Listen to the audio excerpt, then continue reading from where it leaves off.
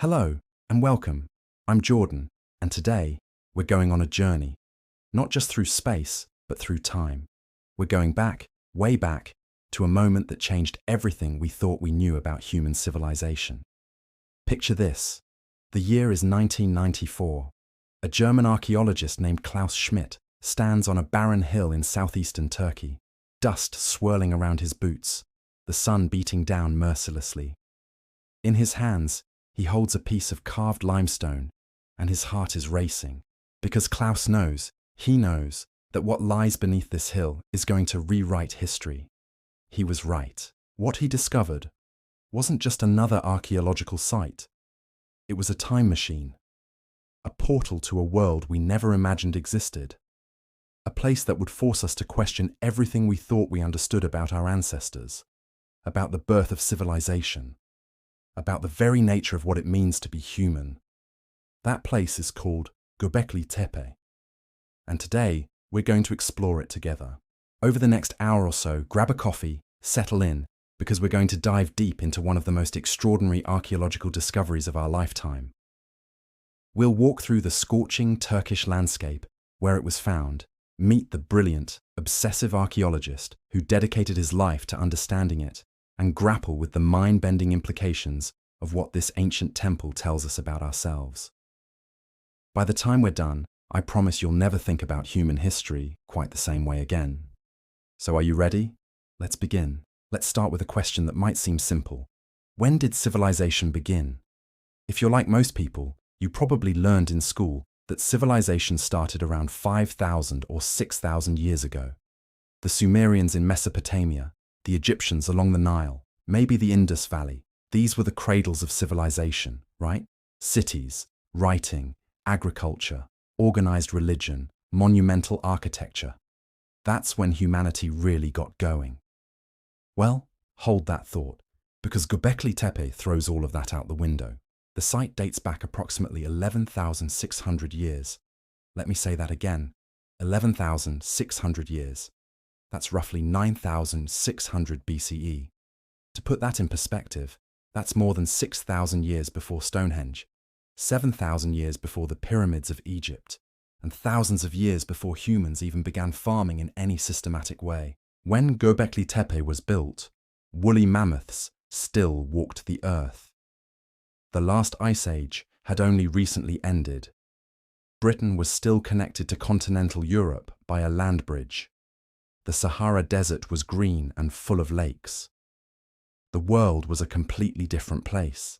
And yet, somehow, in this remote corner of Anatolia, people who we've always thought of as primitive hunter-gatherers built something that defies all our assumptions about what they were capable of. But I'm getting ahead of myself. Let's go back to the beginning, to the discovery itself. The hill that would become known to the world as Göbekli Tepe, which means Potbelly Hill in Turkish, a reference to its rounded shape, had been noticed before. Local shepherds knew it well. They'd grazed their flocks on its slopes for generations. There were always these strange limestone slabs poking out of the ground, which was odd, but not odd enough to cause much concern. In the 1960s, an American archaeological survey team from the University of Chicago passed through the region. They noted the hill, saw the scattered limestone pieces, and made a note in their records: probable medieval cemetery. Nothing special. Move along. And that might have been the end of it. Göbekli Tepe might have remained just another dusty hill in the Turkish countryside, forgotten by history, ignored by archaeology. But then came Klaus Schmidt. Klaus Schmidt was German, born in 1953, and from an early age, he was captivated by archaeology.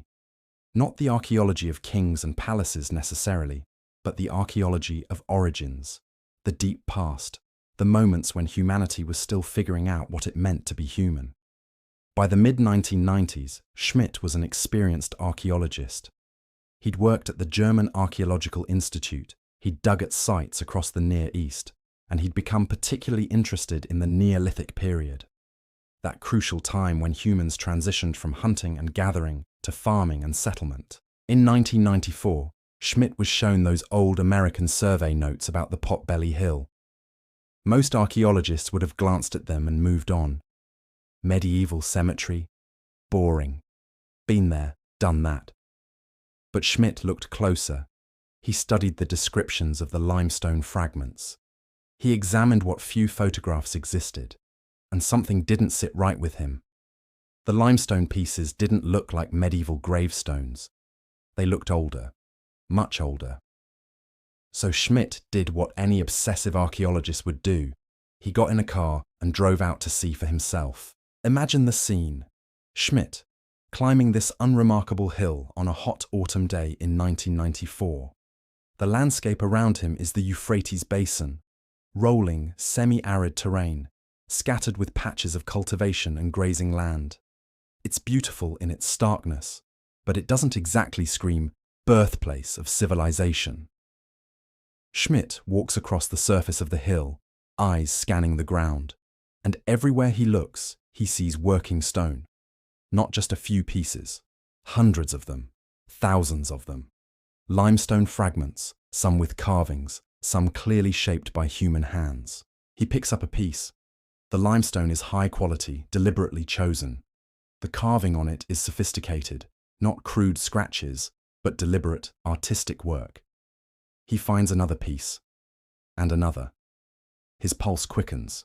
His trained eye recognizes something. This isn't medieval. This isn't even the Bronze Age. The style, the technique, the way the stone has weathered, this is Neolithic. Stone Age. But not just any Stone Age.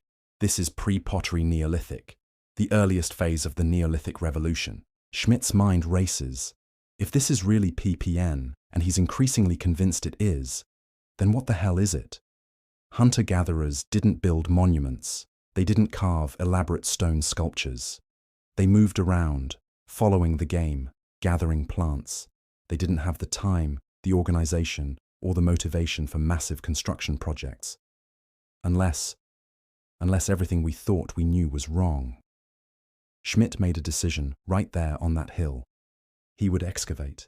He would find out what lay beneath all those limestone fragments. And he would stake his career on it. He had no idea that decision would consume the rest of his life.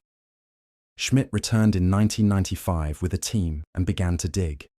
And almost immediately, they started finding things that shouldn't exist. The first thing they uncovered was a megalith, a massive T-shaped limestone pillar, carefully carved and deliberately erected. It stood over 3 meters tall and weighed several tons. And it wasn't alone. They found another. And another. These pillars, these incredible stone monuments, were arranged in circles. And between them, connecting them, were stone walls forming enclosures. The pillars were covered with elaborate carvings. Lions, foxes, scorpions, vultures, snakes, wild boar, gazelles, and strange anthropomorphic figures with human characteristics, but also otherworldly features. The craftsmanship was stunning. This wasn't crude or primitive. This was art. This was architecture. This was symbolic representation at a level of sophistication that we'd never seen from this time period. Schmidt and his team carefully documented everything. They took measurements, photographs, made detailed drawings, and all the while they kept digging, kept uncovering more. What they found wasn't a settlement. There were no houses, no hearths, no evidence of daily domestic life. This wasn't a place where people lived. This was a place where people gathered, a place of ceremony, a place of ritual. This was a temple. It was built 11,600 years ago. As word of Schmidt's discovery began to spread through the archaeological community, the reaction was complicated. Some archaeologists were thrilled. This was exactly the kind of paradigm-shifting discovery that makes careers and rewrites textbooks. It was exciting, revolutionary, the stuff that archaeologists dream about. But others were skeptical, deeply skeptical. Because what Schmidt was claiming seemed impossible. Hunter-gatherers building monumental architecture? Absurd. Creating elaborate ritual spaces? Ridiculous. Organizing labor on a massive scale without agriculture, without permanent settlements, without the complex social hierarchies that we thought were necessary for such projects. It defied everything we thought we knew about cultural evolution. The conventional wisdom in archaeology had always been clear. First came agriculture, then came food surplus, then came settlement, then came social stratification, then came organized religion, and then, only then, came monumental architecture and complex society. That was the sequence. That was how civilization happened. It was practically written in stone. Except at Göbeklitepe, the sequence was reversed. The temple came first. The monument came before the city. As one archaeologist put it at the time, Göbeklitepe is to archaeology what the Higgs boson is to particle physics, something we predicted couldn't exist, and yet there it is. Schmidt, for his part, was undeterred by the skepticism. He knew what he'd found. He knew what the carbon dates said. He knew what the stratigraphy showed. Göbeklitepe was real. It was 11,600 years old, and it was going to change everything. He just had to prove it. Over the next 2 decades, from 1995 until his sudden death in 2014, Klaus Schmidt devoted his life to Göbeklitepe. Every summer, he would return to that hill in Turkey, leading teams of archaeologists, students, and local workers in the painstaking work of excavation. And the more they dug, the more incredible it became. They uncovered multiple stone circles. They call them enclosures, each one containing massive T-shaped pillars arranged in rings. Some enclosures had 2 large central pillars surrounded by smaller ones. The central pillars in some enclosures stood over 5 meters tall and weighed up to 20 tons. 20 tons. Moved by people who supposedly didn't have wheels, didn't have beasts of burden, didn't have metal tools. They quarried these massive stones from limestone bedrock, carved them with stone implements, transported them somehow across the landscape, and erected them with incredible precision. How? How did they do this? Schmidt estimated that each enclosure would have required hundreds of workers laboring for months, maybe years. Where did these workers come from? How were they fed? Who organized them? Who decided what should be built and how? And perhaps most importantly, why? Why did these people, living in small mobile groups, hunting gazelles and gathering wild grains, decide to invest such enormous effort into building these stone monuments? The answer, Schmidt believed, lay in the carvings. Let's talk about art for a moment, because it's absolutely extraordinary. The pillars at Göbeklitepe aren't just shaped stone. They're covered, absolutely covered, in relief carvings of animals. And not just any animals, but a specific menagerie: predators, scavengers, and dangerous creatures. There are lions with bared teeth, foxes prowling, wild boars charging, snakes coiling, scorpions with tails raised, vultures with outstretched wings. These aren't cute, cuddly animals. These are the creatures that could kill you, could threaten you, could dominate you in the wild landscape of the Neolithic Near East. And they're depicted with remarkable artistic skill. The proportions are accurate. The poses are dynamic. There's a sense of movement, of life, captured in stone. But there's also something else in the carvings, something that hints at the beliefs, the worldview of the people who made them. Some of the pillars show anthropomorphic features. They have arms carved in relief on the sides. They have hands, sometimes meeting at the front as if the pillar is a standing figure wearing a belt. They have what might be stylized clothing or perhaps body decoration. These aren't just pillars. They're representations of beings, human-like, but also more than human. Ancestors? Spirits? Gods? We don't know. We can't know. The people who carved these symbols left no written records, no explanatory text. All we have are the stones themselves, speaking to us across 11 millennia, their meaning tantalizingly out of reach. But what's clear is that the people of Göbeklitepe had a rich, symbolic life, a complex mythology, a spiritual worldview sophisticated enough to motivate the creation of this incredible monument. In other words, they were us, fully modern humans with all the cognitive abilities, all the creativity, all the capacity for abstract thought and symbolic representation that we have today. They just lived in a very different world. So let's pause for a moment and really grapple with what GOBEKLITEPE means. Because this isn't just another archaeological site. This is a fundamental challenge to our understanding of human history. For over a century, archaeologists and historians have operated under what we might call the agricultural hypothesis of civilization. It goes something like this. Humans lived as hunter-gatherers for hundreds of thousands of years. Then, around 10,000 BCE, in a region we now call the Fertile Crescent, something changed. People figured out how to domesticate plants and animals. They started farming. Farming created food surpluses. Food surpluses allowed some people to specialize in things other than food production. Specialization led to complex societies. Complex societies needed ways to organize and govern themselves, which led to hierarchies, leaders, eventually kings and priests. And with all of this, the food, the settlements, the hierarchies, the organization, came the ability and motivation to build monuments, to create art, to develop religion and ritual on a grand scale. In other words, first came the farm, then came the temple. Agriculture made civilization possible. It's a neat, logical sequence. It makes intuitive sense. And for most of the 20th century, it was gospel in archaeology. Then GOBEKLITEPE comes along and says, actually no, the temple came first. The implications of this reversal are staggering. If GOBEKLITEPE was built before agriculture, and the evidence overwhelmingly suggests it was, then we need to completely rethink the relationship between subsistence, social organization, and cultural complexity. The people who built GOBEKLITEPE were hunter-gatherers.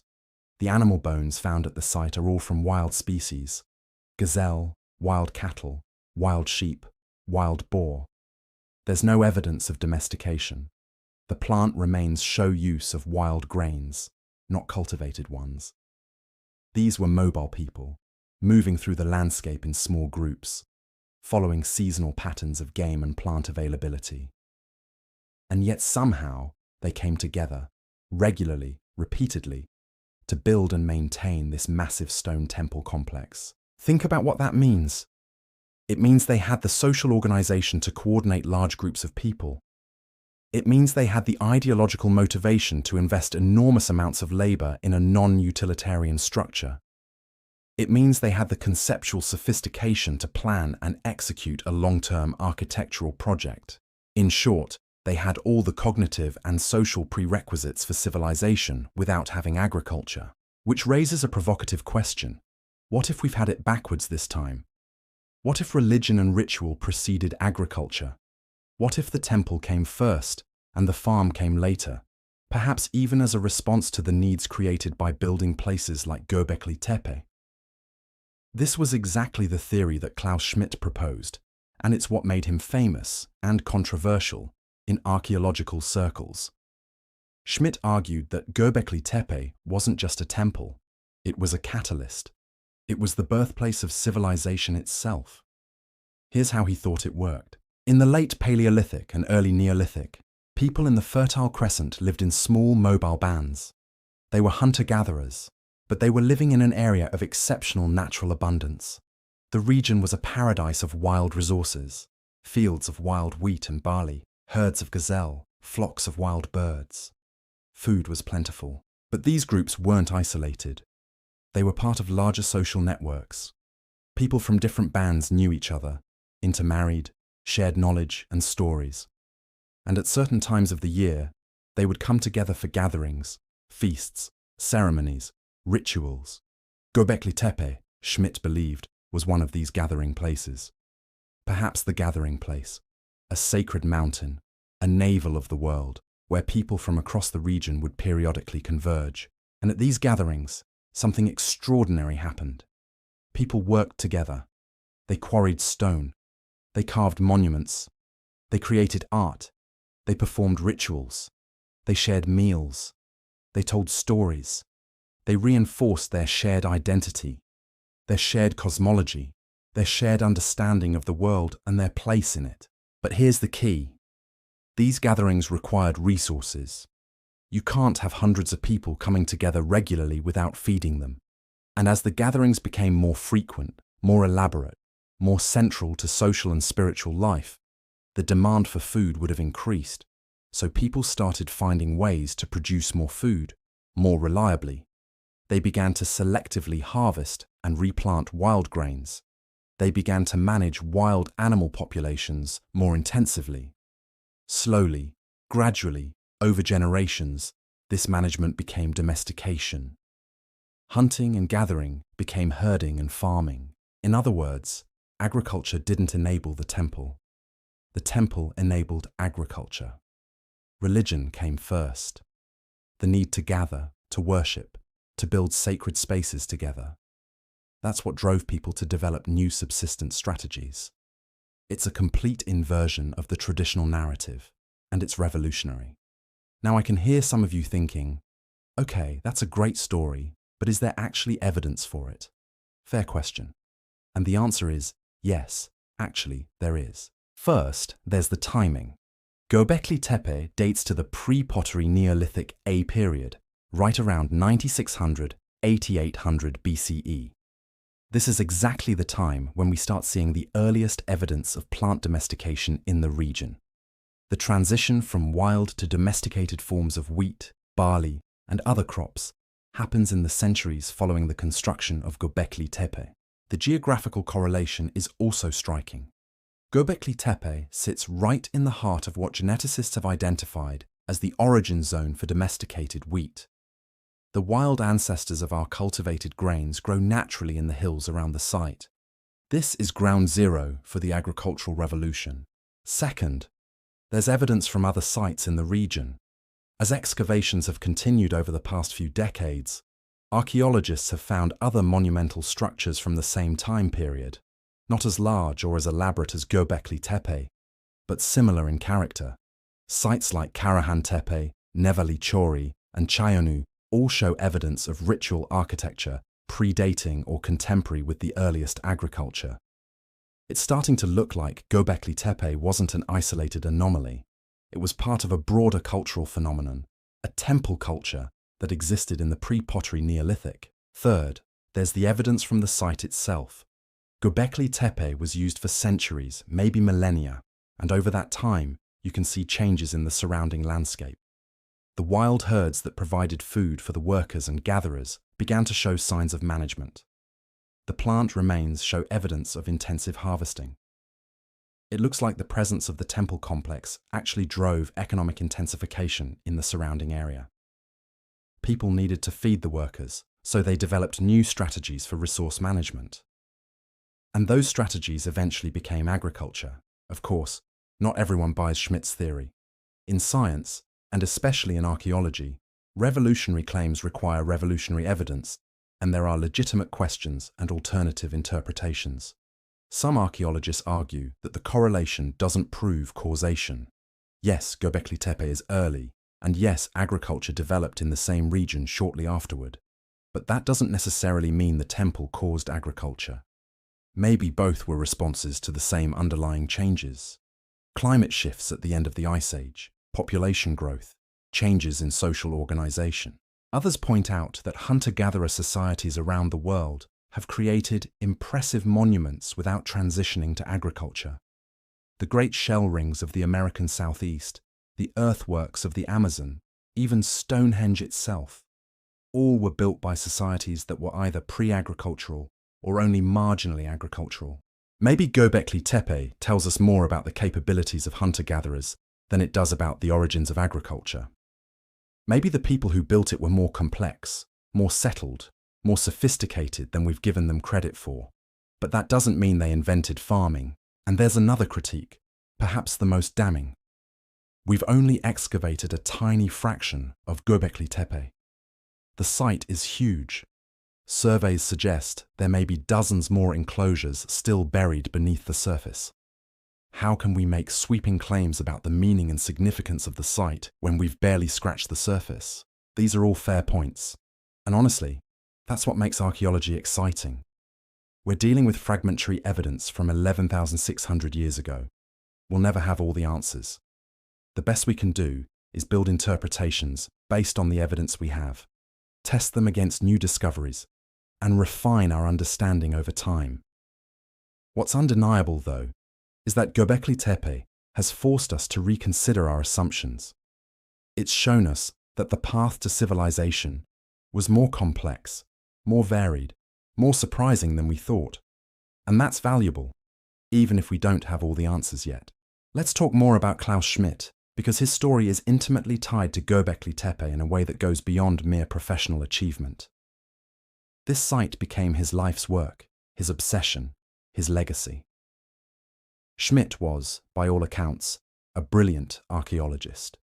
He had a deep knowledge of the Neolithic Near East, a sharp analytical mind, and an ability to see patterns and connections that others missed. But he was also stubborn, occasionally difficult, and absolutely convinced of the importance of what he'd found. For nearly 20 years, Schmidt spent every summer at Göbeklitepe. He worked in brutal heat. The site is in southeastern Turkey, where summer temperatures regularly exceed 40 degrees Celsius. He dealt with funding challenges, bureaucratic obstacles, and the physical toll of running an excavation in a remote location. But he never wavered. He never lost his passion for the site. If anything, the more he dug, the more convinced he became that this was the most important archaeological discovery of the modern era. People who worked with Schmidt describe him as intense. He had exacting standards. He wanted everything documented meticulously, every stone drawn and photographed, every layer carefully excavated and recorded. But he was also generous with his knowledge.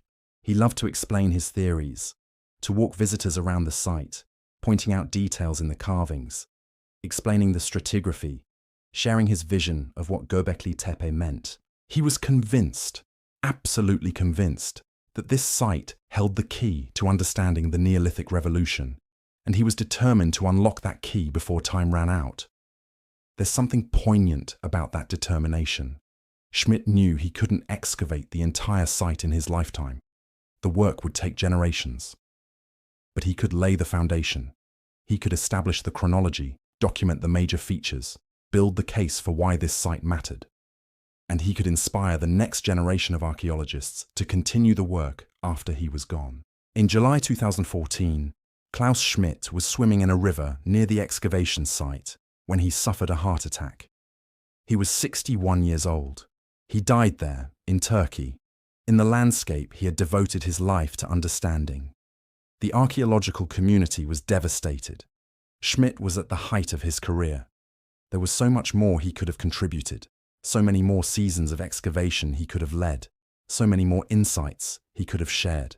But in another sense, his legacy was already secure. He had put Göbeklitepe on the map. He had transformed our understanding of the Neolithic. He had opened up entirely new avenues of research and debate, and the work continues. Today, excavations at Göbeklitepe are led by other archaeologists, building on Schmidt's foundations, asking new questions, using new techniques, making new discoveries. In a way, that's the ultimate tribute to Schmidt's vision. The site he discovered will outlive any single individual. It will continue to teach us, challenge us, surprise us for decades to come. There's something we should acknowledge here. Discovering something like Göbeklitepe is a double-edged sword. On one hand, it's the dream of every archaeologist. To find something unprecedented, something that changes the field, something that will be remembered for centuries. That's why people go into archaeology in the first place. But on the other hand, it's an enormous responsibility. Once you've made a discovery like that, it defines you. Everything else you do is measured against it. And you bear the weight of interpreting it correctly, of doing justice to its significance, of making sure the world understands what it means. Schmidt felt that weight. You can see it in his writings, hear it in his interviews. He knew that Göbeklitepe was bigger than him, bigger than his career, bigger than archaeology itself. It was a window into a crucial moment in human history, the moment when we became civilized, when we transformed from wanderers to builders, from individuals to communities united by shared beliefs and common purpose. That's a heavy burden to carry. And Schmidt carried it with dedication, with passion, with absolute commitment. We're lucky he was the one who found it.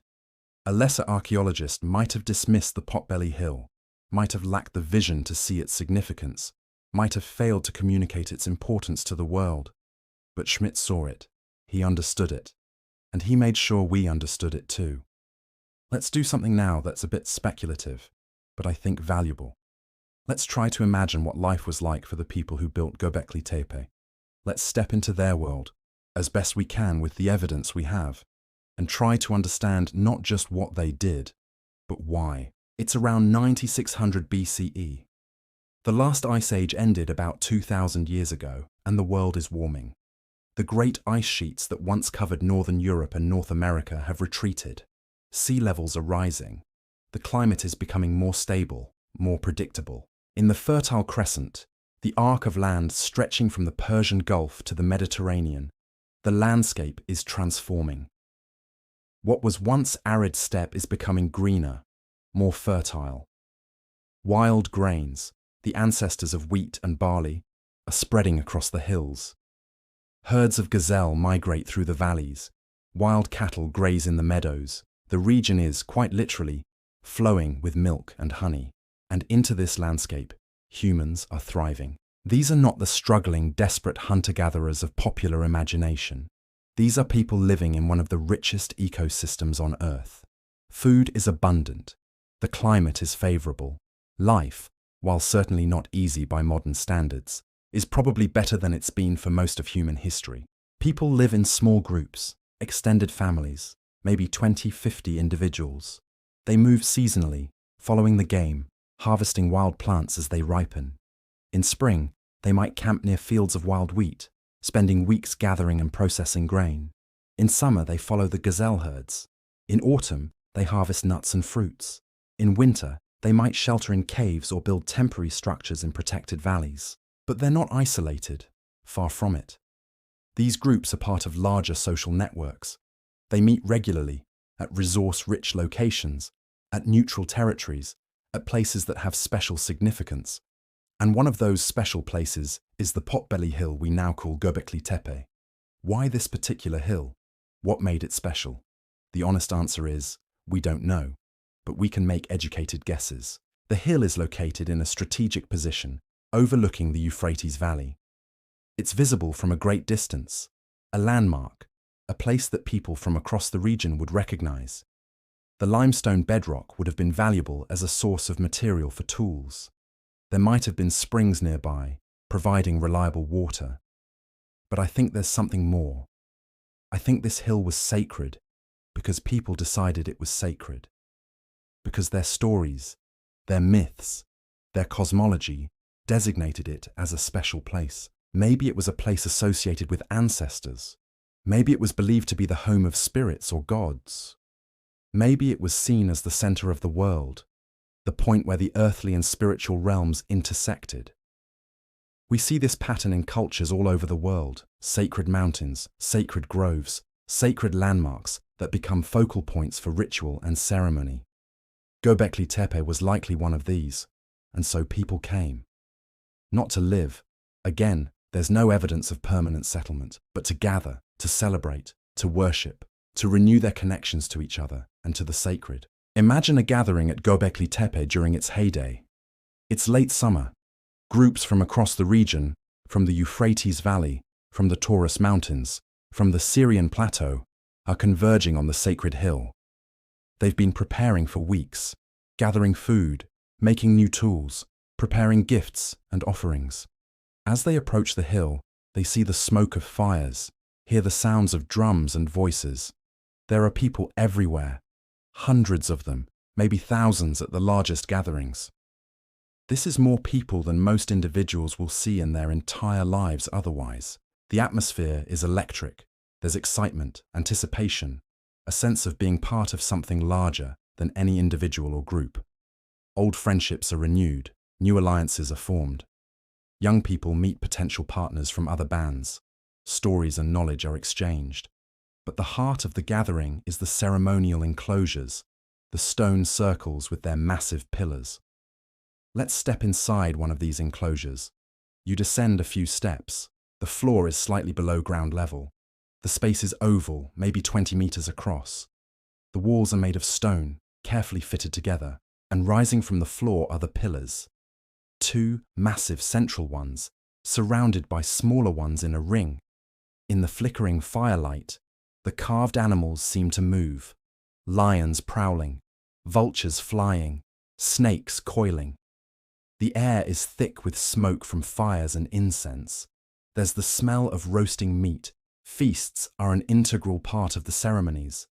There's the sound of chanting, of percussion, of voices raised in song. What exactly happened in these spaces? What rituals were performed? We can only speculate. Perhaps there were initiations, young people being welcomed into adulthood. Perhaps there were marriages, alliances between groups being sealed with ceremony. Perhaps there were funerary rites, honoring the dead and ensuring their safe passage to the afterlife. Perhaps there were communal meals, where food was shared not just as sustenance, but as a sacred act, a way of binding the community together. The animal bones found at the site suggest large-scale feasting. Hundreds of animals were consumed here over the centuries, and perhaps there were stories, origin myths, explaining how the world came to be, how humans fit into the cosmic order, legends of ancestors and heroes, moral tales, teaching proper behavior and reinforcing social norms. These stories, told and retold in the sacred space of the temple, would have been powerful tools for creating and maintaining a shared identity among disparate groups. They would have given people a sense of belonging to something greater than themselves. But who actually built these incredible structures? Who carved the pillars, moved the massive stones, constructed the enclosures? The physical labor would have been staggering. Quarrying a 20-ton limestone pillar with stone tools, shaping it, carving the reliefs. Then somehow moving it. We're still not entirely sure how. From the quarry to the building site. Erecting it, keeping it stable. This would have required dozens, maybe hundreds of workers. It would have taken months, possibly years for each enclosure. Schmidt estimated that perhaps 500 people working together could have accomplished the construction. But how were these workers organized? Who led them? Who decided what should be built and how? One possibility is that the work itself was part of the ritual. Perhaps participating in the construction of the temple was a sacred duty, a way of serving the gods or ancestors. Perhaps different groups took turns. One summer, the people from the river valley would do the quarrying. The next summer, the mountain people would do the carving. The following summer, everyone would come together for the raising of the pillars. This kind of rotating labor system would have several advantages. It would distribute the burden of work across multiple groups. It would ensure that everyone had a stake in the temple's construction. And it would create opportunities for different groups to work together, strengthening social bonds. But it also suggests something else, a level of social coordination and planning that we haven't typically associated with hunter-gatherer societies. Someone had to organize this. Someone had to keep track of which group was responsible for what, ensure that the work was done properly, resolve disputes, coordinate the logistics of feeding and housing workers. In other words, there were leaders, maybe not kings or chiefs in the traditional sense, but individuals with authority, with the ability to persuade and organize others. Perhaps they were ritual specialists, shamans or priests who claimed special connections to the sacred. Perhaps they were simply skilled organizers, people with a talent for logistics and diplomacy. Perhaps both. Whatever the case, the construction of GOBEKLITEPE required not just physical labor, but social technology, institutions, norms, leadership structures that could coordinate large groups of people toward a common goal.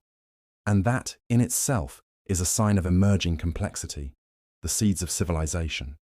Here's where Schmidt's theory becomes really interesting. As these gatherings at GOBEKLITEPE became more frequent and more elaborate, they would have created new challenges. More people meant more food needed. More construction meant more workers needed. More ceremonies meant more time and resources devoted to ritual activities. In the beginning, The abundance of wild resources in the region could support this. But over time, as the gatherings grew larger and more regular, the pressure on local resources would have increased. So people began to innovate.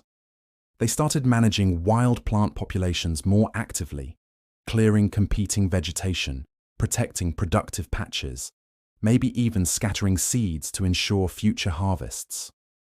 They started managing animal populations, perhaps driving herds towards certain areas, protecting young animals, selectively hunting to maintain sustainable populations.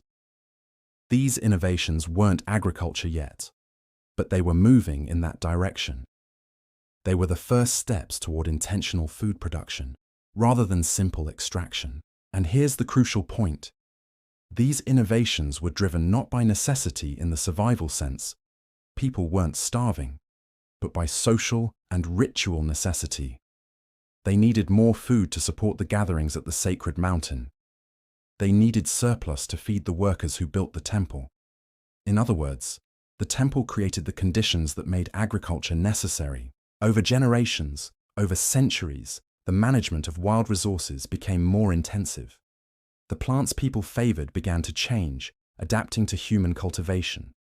Seeds became larger, less prone to shattering and dispersing naturally. Animals became tamer, more comfortable around humans. By around 8500 BCE, roughly 1,000 years after the first construction at Göbeklitepe, we start seeing clear evidence of domesticated plants and animals in the region. Wheat and barley, with the genetic markers of cultivation. Sheep and goats, showing morphological changes associated with domestication. The agricultural revolution had begun, and if Schmidt is right, it began not because people were hungry, but because they were religious.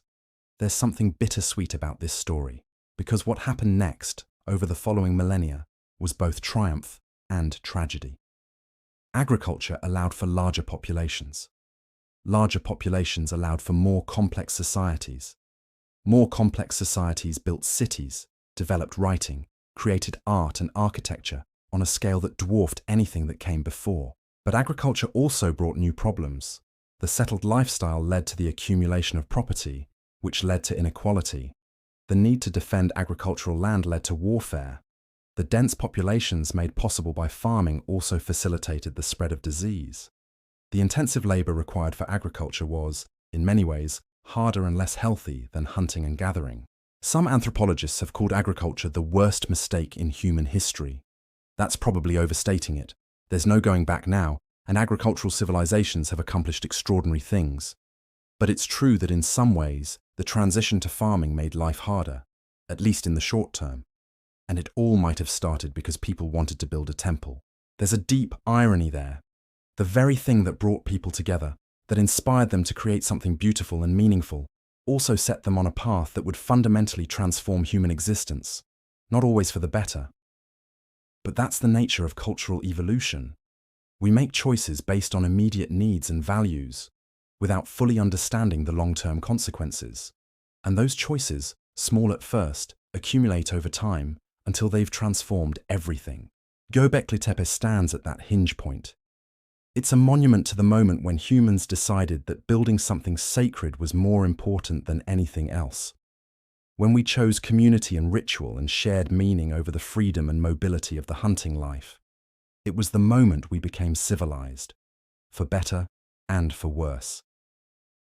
Now let's zoom out and think about Göbeklitepe, not just as an archaeological site, but as a place in the world, a place with geography, with political context, with contemporary significance. Because here's the thing, Göbeklitepe isn't just important for what it tells us about the past.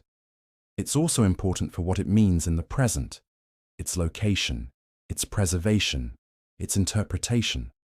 All of these are shaped by modern politics and geography. So let's talk about where Göbeklitepe is and why that matters.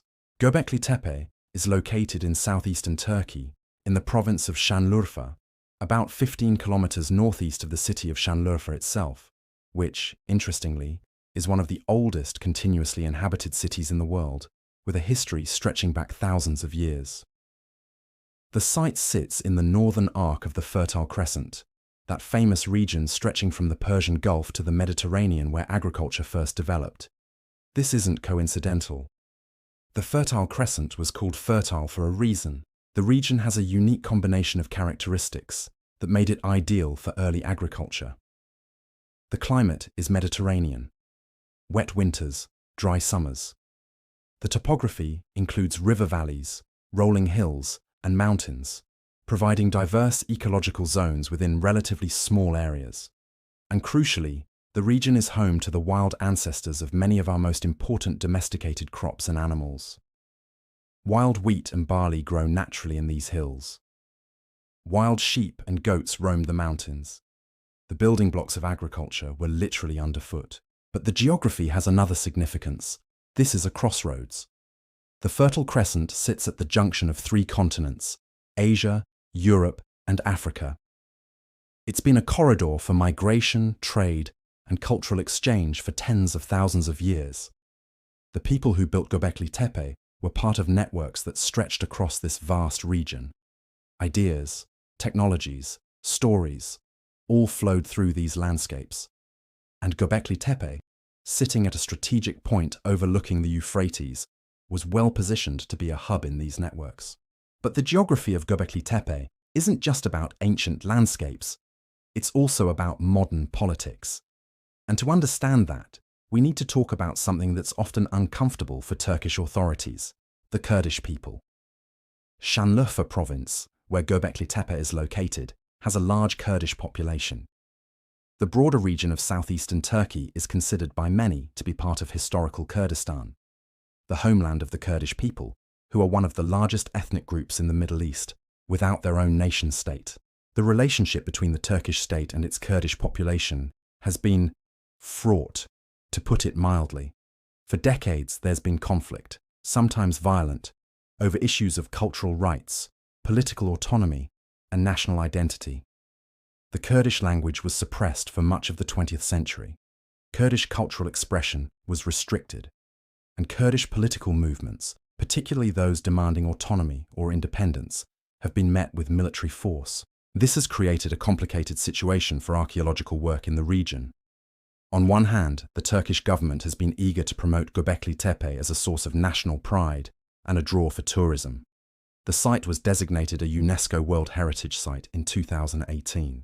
There's been significant investment in infrastructure, visitor centres, roads, protective shelters for the excavations. On the other hand, the region's political instability has sometimes made archaeological work difficult. There have been periods when excavations had to be suspended due to security concerns. International researchers have sometimes been hesitant to work in the area, and there's a deeper tension. Whose heritage is Göbekli Tepe? Is it Turkish? Kurdish? Neither, since it predates both modern ethnic identities by thousands of years. Does it belong to the world, to humanity as a whole? These questions don't have easy answers, but they matter because they shape how the site is preserved, interpreted, and presented to the world.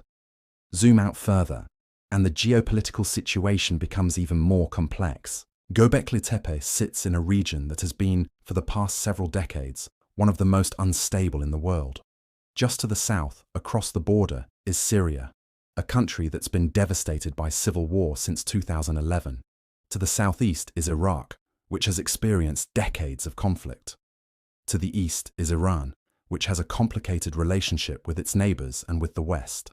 This regional instability has had real consequences for archaeology. Syria, in particular, has lost countless archaeological sites to war, looting, and deliberate destruction. ISIS notoriously destroyed ancient sites like Palmyra. The chaos of war has made systematic archaeological work impossible in many areas. Turkey, despite its own internal challenges, has been relatively stable by comparison. This has made it possible to continue work at Göbekli Tepe, even as other sites in the region became inaccessible. But it's also created an ironic situation. Some of the most important archaeological sites relating to Göbekli Tepe, other pre-pottery Neolithic sites with similar monumental architecture, are in Syria and Iraq, where they're currently difficult or impossible to study. There are sister sites to Göbekli Tepe that we know exist but can't excavate. There are likely many more that haven't even been discovered yet, buried beneath lands now controlled by various factions, too dangerous for archaeologists to visit. It's a reminder that archaeology doesn't happen in a vacuum. Political stability, security, funding, international cooperation, all of these are necessary for the work to proceed. And when they break down, our ability to understand the past breaks down with them. Let's talk about another aspect of Göbeklitepe's modern significance: tourism. Since the site gained international fame in the 2000s and 2010s, there's been increasing pressure to make it accessible to tourists. And there are good reasons for this. Tourism brings revenue to the region, creates jobs, and raises awareness about cultural heritage. It can be a powerful force for preservation. But tourism also poses risks. The more people who visit a site, the more wear and tear it experiences. Human traffic can damage fragile archaeological remains. The infrastructure needed to support tourism, roads, parking lots, visitor facilities, can alter the landscape around the site. And then there's the question of interpretation. How do you present a site like Göbeklitepe to the general public? The archaeology is complex, the interpretations are debated, the significance is profound but also abstract. Do you focus on the sensational aspects, the world's oldest temple, the birthplace of civilization, to draw crowds at the risk of oversimplifying or sensationalizing? Or do you present the nuanced, sometimes uncertain scientific reality at the risk of losing people who want clear, dramatic narratives? It's a balancing act, and one that the site's managers are still working out. The visitor center at Göbeklitepe has improved significantly over the years, with better exhibits and educational materials. But it's an ongoing challenge. And there's another wrinkle. In recent years, there's been increasing interest in Göbeklitepe from alternative archaeology circles, people who want to connect the site to various fringe theories about ancient civilizations, lost technologies, even aliens. Now, to be clear, there's no evidence whatsoever that Göbeklitepe has anything to do with lost civilizations or extraterrestrial visitors. It's an extraordinary human achievement, but it's a human achievement. The people who built it were our ancestors, people just like us, using Stone Age technology and enormous amounts of hard work and creativity. But the site's age and sophistication make it catnip for alternative theorists. And this creates challenges for the archaeologists working there, who have to constantly push back against pseudo-archaeological claims while still making the site accessible and interesting to the public. This brings us to a critical question. How do we preserve Göbeklitepe for the future? The site is fragile. The limestone pillars, carved 11,600 years ago, have survived remarkably well. But they've survived because they were buried. Exposure to air, to weather, to temperature fluctuations, to moisture, to human contact, all of these accelerate deterioration. Klaus Schmidt was acutely aware of this. He advocated for a conservative approach to excavation. Don't dig everything at once. Leave portions of the site unexcavated, both to preserve them for future generations with better technology and to protect them from the elements. After Schmidt's death, his successors have largely followed this philosophy. But it's a controversial stance. Some argue that we should excavate more aggressively, that there's so much to learn and limited time to learn it. Others counter that our responsibility is to future generations, that we should preserve what we can for archaeologists who will come after us, who will have methods and technologies we can't even imagine. It's a version of the classic preservation versus access debate that plays out at archaeological sites around the world. And there's no perfect answer. What is clear is that Göbeklitepe needs protection. The Turkish government has built a large shelter over the main excavation area, protecting it from rain and direct sunlight. There are ongoing conservation efforts to stabilize the pillars and enclosures. Guards patrol the site to prevent vandalism and illegal artifact hunting. But resources are limited. Turkey has countless archaeological sites, many of them important. Göbeklitepe gets attention because of its fame, but there are other sites in the region that also need protection and funding. Choices have to be made about where to invest limited resources. In 2018, as I mentioned, GOBEKLITEPE was designated a UNESCO World Heritage Site. This is a significant recognition. It places the site on a list with the pyramids, the Taj Mahal, the Great Wall of China, and other monuments of universal significance. But it's also more than symbolic. World Heritage status comes with certain obligations and protections. It signals to the international community that this site is important not just to Turkey, but to all of humanity. It opens doors to international funding and expertise. It creates frameworks for international cooperation in preservation and research. And that's appropriate, because Göbekli really is a heritage site for all of humanity. What happened there 11,600 years ago shaped the trajectory of human civilization. The choices made by the people who built those temples reverberate through history, affecting all of us, no matter where we live or who our ancestors were. This isn't just Turkish history, or Kurdish history, or Middle Eastern history. This is human history. Our collective story of how we became who we are. And that brings a certain responsibility. We, and by we I mean the global community, need to ensure that this site is preserved, studied, and understood. We need to support the archaeologists working there. We need to push back against the pseudo-archaeology and sensationalism that threatens to distort its meaning. We need to make sure that the knowledge gained from Göbekli Tepe is shared widely, not hoarded or politicized. Because in the end, Göbekli Tepe belongs to all of us. It's a window into our shared past, a reminder of where we came from and how far we've come. And perhaps, if we look closely enough, it can also tell us something about where we're going. The people who built Göbekli Tepe didn't have cities or kings or armies. They didn't have writing or wheels or metal tools. By all conventional measures, they shouldn't have been capable of creating something so monumental and complex. But they had something else. They had shared beliefs. They had stories and myths and rituals that bound them together, that gave them a common purpose, that motivated them to work together towards something greater than themselves. That's an incredible power. It's the power that has driven human achievement throughout history. It's what allowed small groups of humans to cooperate on scales unprecedented in nature. It's what enabled us to build civilizations, create art and science, explore the planet and the cosmos. We often think of religion and ritual as separate from practical concerns, as luxuries that societies indulge in once they've met their basic needs. But Göbekli Tepe suggests the opposite. It suggests that our need for meaning, for connection, for transcendence, these aren't luxuries. They're fundamental to who we are. They're what made us human in the first place. For a long time, we've told ourselves a simple story about human progress.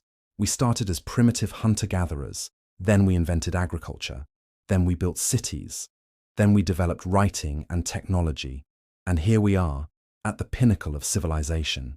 It's a neat linear narrative, but it's also wrong. Göbekli Tepe shows us that human history is messier, more complex, more interesting than that. The path to civilization wasn't a straight line. It was a tangle of choices and accidents, innovations and adaptations, advances and retreats. The same people who were sophisticated enough to build Göbekli Tepe also apparently didn't have pottery.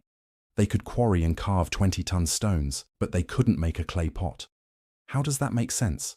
It makes sense because cultural evolution doesn't follow a predetermined path. Different societies develop different capabilities at different times, based on their specific circumstances, needs, and values. There's no law that says you have to invent pottery before you can build monuments, or that you need agriculture before you can have organized religion. This is important to remember in our own time. We often assume that technology and progress move in one direction, that there's an inevitable trajectory to human development. But Göbekli Tepe reminds us that nothing is inevitable.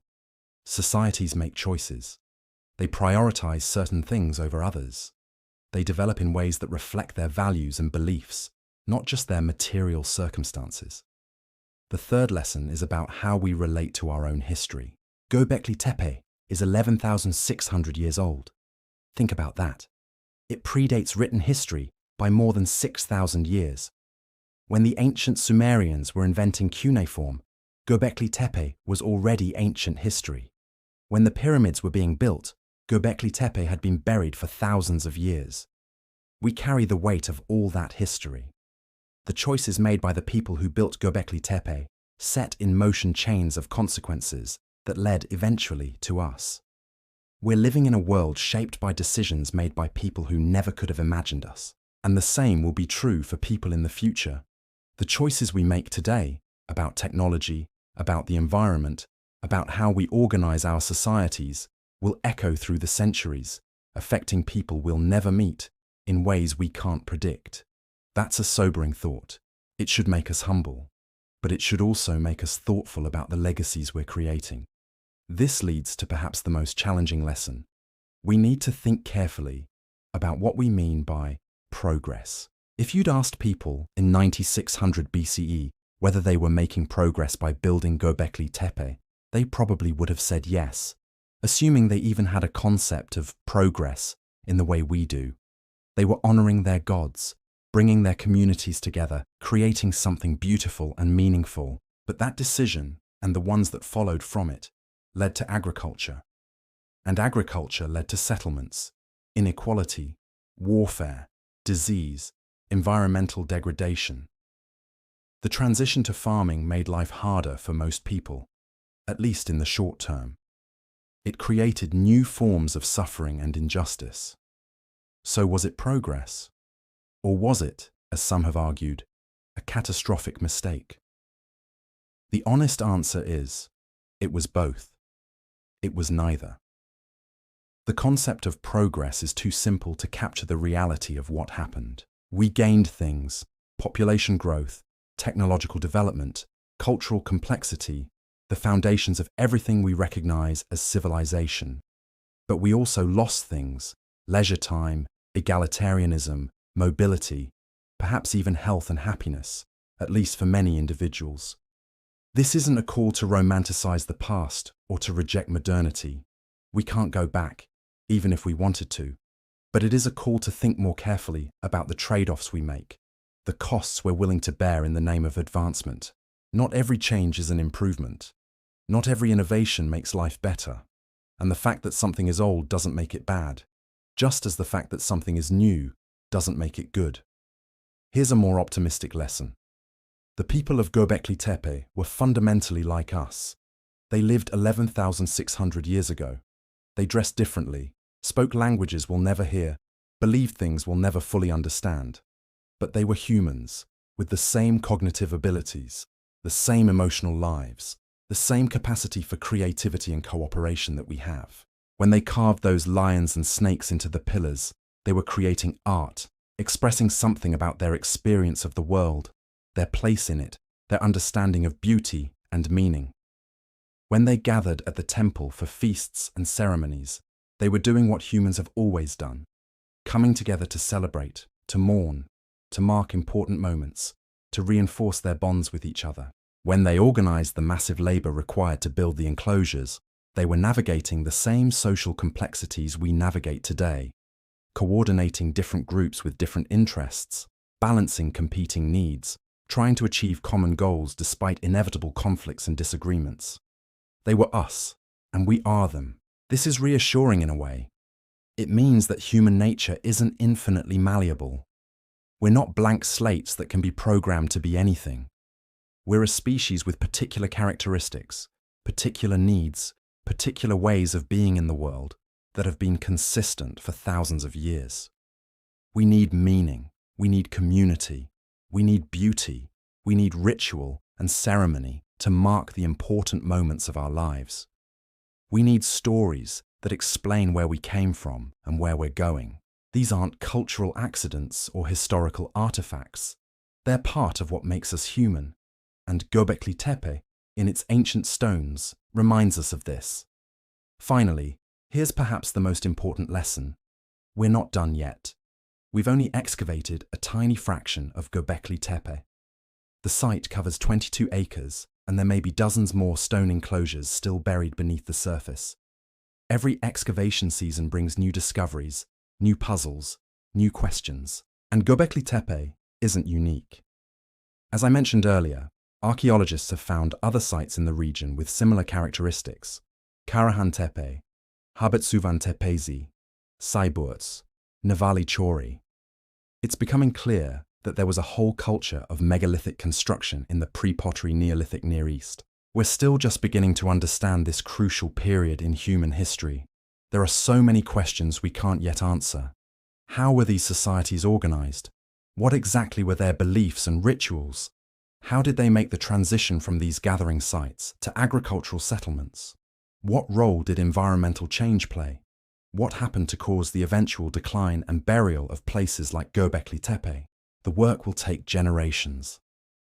The archaeologists excavating today are building on Klaus Schmidt's foundation. The archaeologists of tomorrow will build on theirs. And hopefully, a century from now, our descendants will look back and be amazed at how much we didn't yet understand. That's the beautiful thing about archaeology. It's never finished. Every answer raises new questions. Every discovery opens new avenues of research. We're engaged in an ongoing conversation with the past, and it's a conversation that will continue as long as humans are curious about where we came from. So that's Göbeklitepe, a pile of stones on a hill in Turkey. And yet, so much more. It's a window into a lost world. It's a challenge to our assumptions. It's a reminder of human creativity and capability. It's a warning about the unintended consequences of our choices. It's a testament to the power of shared belief and common purpose. Most of all, it's a gift. A gift from the people of 11,600 years ago to us. They built something that has lasted across vast stretches of time, that speaks to us still, that enriches our understanding of who we are and where we came from. We owe them a debt. We owe them the effort to understand what they built and why. We owe them the care to preserve it for future generations. We owe them the honesty to grapple with the complexities of what their legacy means. And perhaps we owe them one more thing: the humility to recognize that we too are building legacies, that the choices we make today will shape the world for thousands of years to come, that people in the distant future will look back at us with the same mixture of fascination, confusion, and wonder that we look back at the builders of Göbeklitepe. What will they think of us? What will they make of our monuments, our cities, our technologies? What will they see in our ruins? That's a question we can't answer. But we can do our best to make sure that what we leave behind is something worth finding. Something that speaks, as Göbeklitepe speaks, to the best of what humans can achieve when we work together towards something greater than ourselves. Klaus Schmidt spent his life trying to hear what Göbeklitepe was saying. He dedicated himself to amplifying that ancient voice, making sure we could hear it too.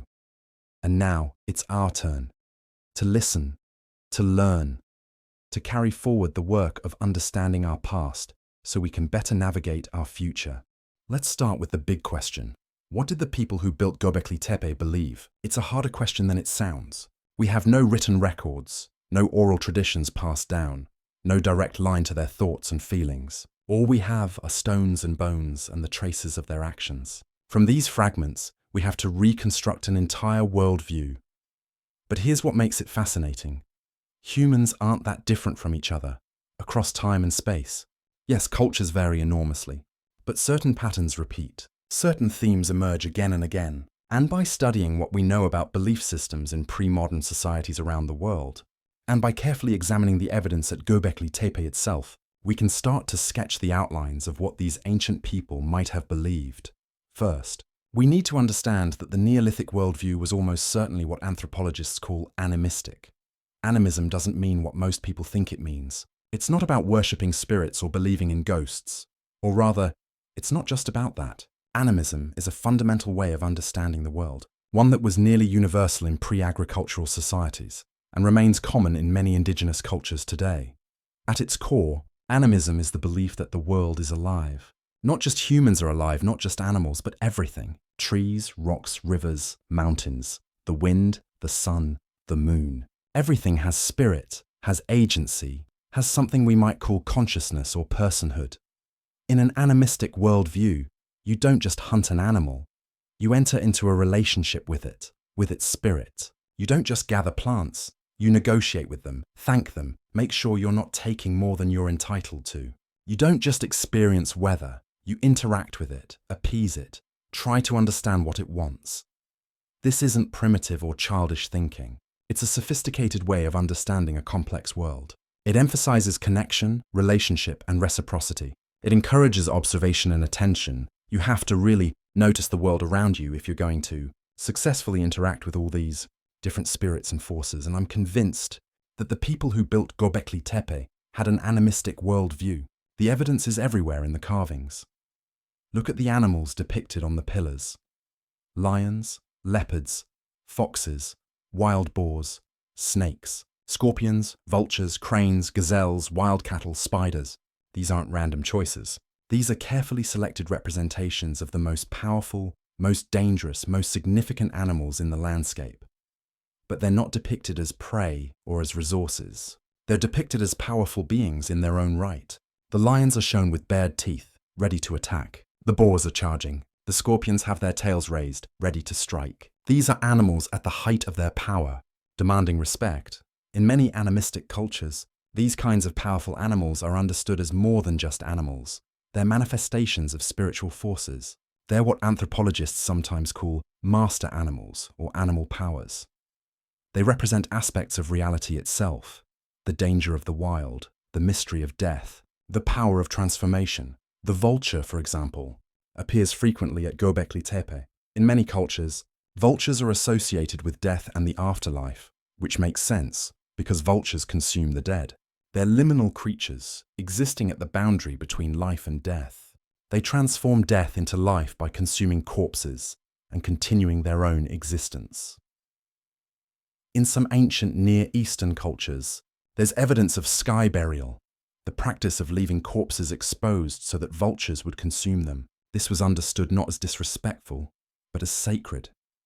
The vulture was carrying the soul to the sky, to the realm of the dead, or the gods. We don't know if the people of Göbeklitepe practiced sky burial, but the prominence of vultures in their iconography suggests that these birds held special significance, probably related to death and transformation. The snake is another powerful symbol. Snakes shed their skin, appearing to be reborn. They're associated with the earth, with holes and caves, with the underworld. In many cultures, they represent transformation, renewal, hidden knowledge.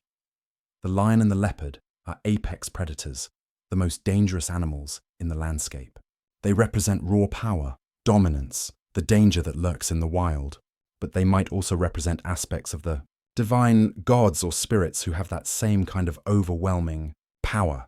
What's particularly interesting at Göbeklitepe is how the boundaries between human and animal are blurred. Some of the T-shaped pillars have what appear to be arms carved on them, human arms, but the pillars themselves, with their T-shape, might represent stylized human figures. The vertical shaft is the body. The horizontal top is the head or shoulders. If this interpretation is correct, and not all archaeologists agree, but it's compelling, then what we're looking at are human-like figures covered in animal imagery, humans bearing the marks of animal powers. This is shamanic imagery. In shamanic traditions worldwide, the shaman is someone who can cross boundaries between the human and animal worlds, between the earthly and spiritual realms. They might wear animal skins or masks. They might be said to transform into animals in their trance states. They act as intermediaries, able to communicate with the animal powers and negotiate on behalf of their communities. Some researchers have suggested that Göbeklitepe was a shamanic center, a place where shamans from across the region would gather to perform rituals, to contact spirits, to ensure the continued abundance of game and the well-being of their people. It's a compelling theory. The site's function as a regional gathering place, its elaborate ritual architecture, its animal imagery, all of this fits with what we know about shamanic practices in other cultures. But we need to be careful. Shamanism is a broad term that covers a lot of different practices in different cultures. We can't just assume that what happened at Göbeklitepe was identical to shamanic practices in Siberia or the Amazon. The specifics would have been unique to this place, this time, this culture. Still, the basic pattern seems clear. The people of Göbeklitepe had a religious system that emphasized the power of animals, the porosity of boundaries between human and animal, and the importance of ritual specialists who could mediate between different realms of existence. Let's talk about one of the most important aspects of Neolithic ritual life: the feast. At Göbeklitepe, archaeologists have found enormous quantities of animal bones, thousands of them. These aren't the remains of everyday meals. The bones are concentrated in the enclosures and in areas immediately around them, suggesting large-scale, communal consumption of meat. This is feast debris, and the scale is impressive. Analysis suggests that at major gatherings, hundreds of animals might have been slaughtered and consumed. We're talking about massive quantities of meat. In pre-modern societies, feasting isn't just about eating. It's about creating and maintaining social relationships. When you share food with someone, you create a bond. When you participate in a communal feast, you become part of the community. Feasts are also about display. The ability to provide a feast demonstrates power, wealth, status. It creates obligations. If I feed you, you owe me. It establishes hierarchies. The person who provides the feast is elevated above those who merely consume it. At Göbeklitepe, the feasts would have served multiple functions. First, they would have brought people together from across the region. Feasting was probably one of the main attractions of these gatherings. People came for the food, yes, but they also came for the social opportunities, to see relatives from other bands, to arrange marriages, to trade goods and information. Second, they would have created a sense of shared identity. When you feast together, when you participate in rituals together, you create a we. You distinguish yourselves from the them, the people who aren't part of this gathering, who don't participate in these ceremonies. Third, they would have reinforced social hierarchies. Someone had to organize these feasts. Someone had to coordinate the hunting or herding of all those animals, the preparation of all that food, the distribution to the gathered crowds. That someone, or more likely, those someones, would have had considerable social power. When did these gatherings happen? How often? We don't know for certain, but we can make educated guesses based on what we know about hunter-gatherer societies and about the seasonal ecology of the region. Most likely, the major gatherings at Göbeklitepe happened at specific times of year, perhaps at the autumn equinox, when the weather was cooling and game was plentiful, perhaps in spring, marking the renewal of life after winter, perhaps at both times, creating a cycle of gatherings that structured the year. These would have been times when multiple bands could come together without putting too much strain on local resources, times when people had the leisure to participate in extended ceremonies and feasts, times that were already marked in the natural calendar by changes in weather, animal behavior, or plant growth. The gatherings probably followed a regular pattern. People would arrive over the course of several days, setting up temporary camps around the sacred hill. There would be an initial period of socializing, renewing old friendships, conducting trade, arranging marriages. Then the main ceremonies would begin. These might last for days, even weeks. There would be processions into the stone enclosures. Chanting, drumming, dancing, sacrifices of animals, feasting, stories told by firelight. Rituals that marked important transitions, coming-of-age ceremonies for young people, funerals for those who had died since the last gathering. And through it all, the work of building and maintaining the temple complex would continue, quarrying new stones, carving new reliefs, erecting new pillars. The construction itself was probably part of the ritual, a way of serving the gods or spirits, of making the sacred place more powerful, more impressive, more worthy of the ceremonies performed there. Finally, as the gathering wound down, people would begin to depart. But they would leave with renewed purpose, renewed connection to their community, renewed understanding of their place in the cosmic order. They would carry the memory of the ceremonies with them, sustaining them through the long months until the next gathering. And this cycle would repeat, year after year, generation after generation, for centuries. We need to understand something important. In pre-modern societies, religion and ritual aren't separate from the rest of life. They're not something you do on the weekend, while the rest of the week is secular. Religion is embedded in everything, in your understanding of how the world works, in your relationships with other people, in your economic activities, in your political structures. So when we talk about the rituals at Göbeklitepe, we're not just talking about prayer or worship in the way we might understand those terms. We're talking about the fundamental social glue that held these communities together. The gatherings at Göbeklitepe served multiple social functions. They reinforced group identity. By participating in shared rituals, people learned who they were as a community. They learned the stories that explained their origins, the rules that governed their behavior, the values that defined them. They facilitated information exchange. When people from different bands came together, they shared knowledge about game movements, water sources, plant locations, useful technologies. This information exchange was crucial for survival in a challenging environment. They created economic networks.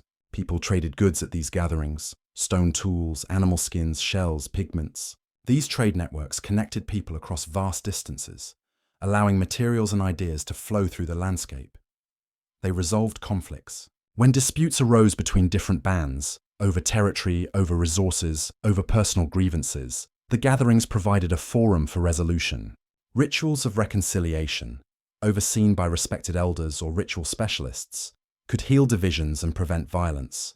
They created political structures. The people who organized the gatherings, who led the rituals, who made decisions about the temple's construction, these people had power. Not necessarily formal political power in the way we think of it, but certainly influence and authority.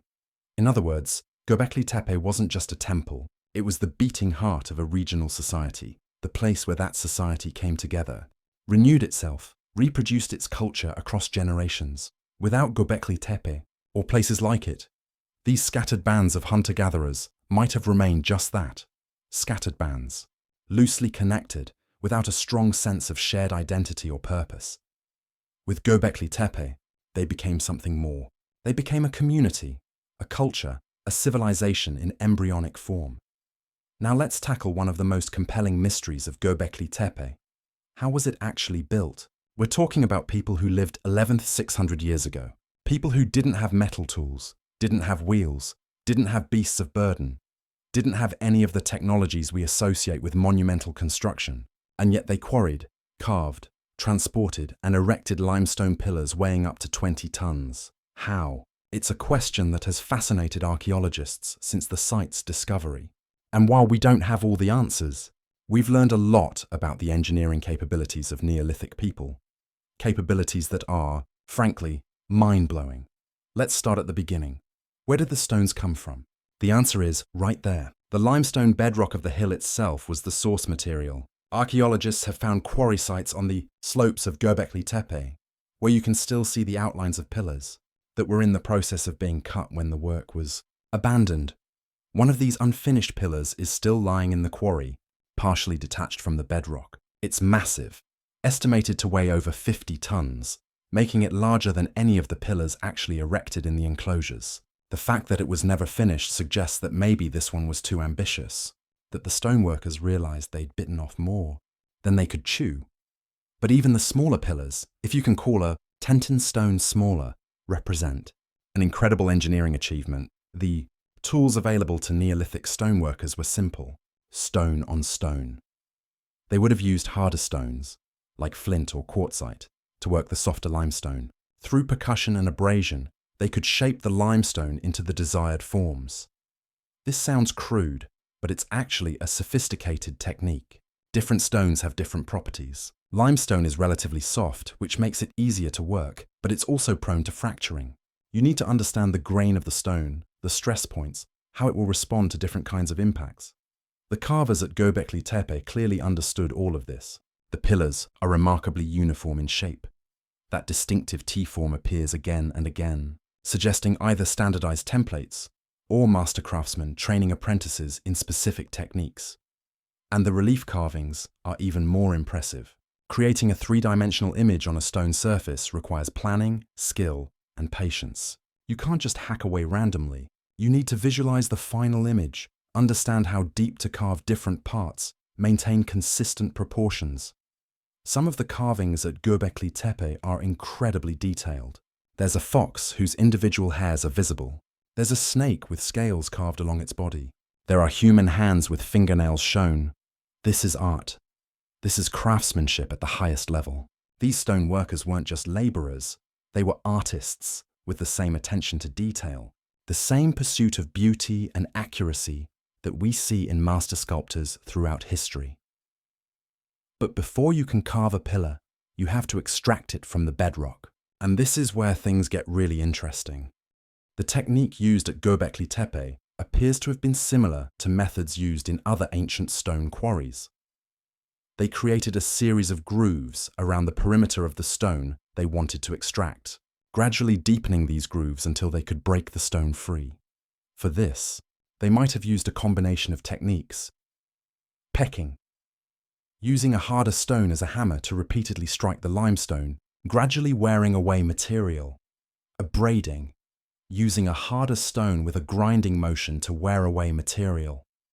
Wedging, once a groove was deep enough, inserting wooden wedges into the groove, then soaking the wedges with water. As the wood absorbed water and expanded, it would create pressure that could split the stone. Fire and water. In some ancient quarries, workers would heat the stone with fire, then rapidly cool it with water, causing the stone to crack along predetermined lines. It's not clear if this was used at GOBEKLITEPE, but it's possible. These techniques would have required coordination among multiple workers. It's not something one person could do alone. You'd need a team, some people pecking and abrading, others preparing wedges, others managing the logistics of the operation. And you'd need time. Lots of time. Some estimates suggest that quarrying a single large pillar might have taken weeks or even months of continuous work. Once a pillar was separated from the bedrock, the next challenge was moving it to where it would be erected. And this is where the mystery deepens, because we're really not sure exactly how they did it. The distances involved weren't huge. From the quarry to the nearest enclosures is maybe a few hundred meters. But moving a 10 or 20-ton stone, even a few hundred meters without wheels or draft animals, is a monumental task. Here are the techniques that might have been used. Sledges. The stone could have been placed on a wooden sledge, which was then dragged across the ground. To reduce friction, the path might have been prepared by laying down wooden rollers or by wetting the ground to make it slippery. Experiments have shown that with enough people, perhaps 50 to 100 individuals, pulling in coordination, a large stone on a sledge can be moved. It's slow, exhausting work, but it's possible. Levers. For shorter distances, or for making adjustments to the stone's position, wooden levers could have been used. By inserting a long wooden pole under the stone and using it as a lever, a small group of workers could shift the stone incrementally. Ramps and earthworks. If the stone needed to be moved up or down slopes, temporary earthen ramps might have been built. These would be removed after the stone was in position, leaving little archaeological trace. The crucial point is, none of this was beyond the capabilities of Neolithic people. It required planning, coordination, and a lot of physical labor, but it was doable with Stone Age technology. What it required most of all was organization. You needed someone directing operations, deciding who would do what, coordinating the efforts of dozens or hundreds of workers. You needed logistics, feeding all those workers, housing them, keeping them motivated over weeks or months of labor. In other words, you need social technology as much as physical technology. Getting the stone to the site was one challenge. Standing it upright was another. The pillars at GOBEKLITEPE are set into sockets carved into the bedrock. These sockets are carefully shaped to receive the base of the pillar, helping to stabilize it once it's upright. But how do you stand up to a 10-ton stone? Again, we're not entirely sure of the exact techniques, but archaeologists have proposed several possibilities. The pit method. Dig a pit with one sloped side and one vertical side. Position the stone at the top of the slope.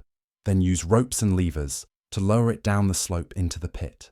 As the bottom of the stone drops into the socket at the base of the pit, the top of the stone rises. With enough people pulling on ropes, the stone can be rotated upright. Once it's vertical, pack earthen stones around the base to stabilize it. The ramp method. Build an earthen ramp up to where the pillar will stand. Drag the pillar up the ramp on a sledge. Position it at the edge of its socket, then use ropes and levers to tip it into place. Remove the ramp afterward. The A-frame method. Construct a large wooden A-frame structure over the place where the pillar will stand. Use ropes running through the apex of the A-frame as a kind of pulley system. With many people pulling on the ropes, gradually hoist the pillar into an upright position, then lower it into its socket. Any of these methods would work, given enough labor. And archaeological experiments have shown that even massive stones can be erected using simple tools and techniques. It just takes time, effort, and good planning. What's remarkable is not that it was possible, but that people 11,600 years ago figured it out. They solved engineering problems that we associate with much later civilizations. They organized labor on a massive scale. They created something that has lasted for millennia, and they did it all to serve their gods, to create a sacred space, to express something about their beliefs and their place in the cosmos. That's dedication. That's faith. That's the power of shared purpose. Let's focus now on one of the most distinctive and enigmatic features of GOBEKLITEPE, those T-shaped pillars. Why that specific shape? What did it mean to the people who carved them? The T-shape is ubiquitous at the site. It appears in different sizes, from massive central pillars over 5 meters tall to smaller pillars around the perimeter of the enclosures. It appears across different enclosures and different time periods. This wasn't a random choice or an arbitrary design. It meant something. The most widely accepted interpretation is that the T-shaped pillars represent stylized human figures. Here's the logic. The vertical shaft is the body. The horizontal top is the head and shoulders, or perhaps more accurately, the head seen from above, with the shoulders extending to either side. Supporting this interpretation is the fact that many of the pillars have arms carved on them. These arms are shown in relief on the sides of the vertical shaft, bent at the elbow, with hands meeting at the front of the pillar. Sometimes the hands are clasping what appears to be a belt or loincloth. If you stand in front of one of these pillars and use your imagination, you can see it. A tall, stylized human figure, standing with arms at its sides or crossed in front of its body. The head is abstract, no face, no details, but the overall form is recognizably humanoid. So these aren't just pillars. They're beings. Representations of what? Gods? Ancestors? Mythical heroes? Spirits? We don't know. But the fact that they're human-like is significant. It suggests that the people of GOBEKLITEPE were imagining the sacred in anthropomorphic terms, not as abstract forces, but as beings that had human form, or at least human-like characteristics. In many of the enclosures at GOBEKLITEPE, there are 2 especially large pillars at the center, surrounded by a ring of smaller pillars. These central pillars are often taller, more massive, more elaborately carved than the others. They're clearly special, set apart, emphasized, and they're always in pairs. Always 2. Never 1, never 3. 2. Why pairs? What does this duality represent? One possibility is that they represent a divine couple, a god and goddess perhaps, or a pair of divine twins. Many mythologies feature divine twins who are creators or culture heroes. Think of Romulus and Remus in Roman mythology, or the hero twins in Maya mythology, or any number of other examples from around the world. Another possibility is that the duality represents some kind of cosmic balance, life and death, male and female, sky and earth, human and animal. The cosmos is understood as consisting of paired opposites that must be kept in balance.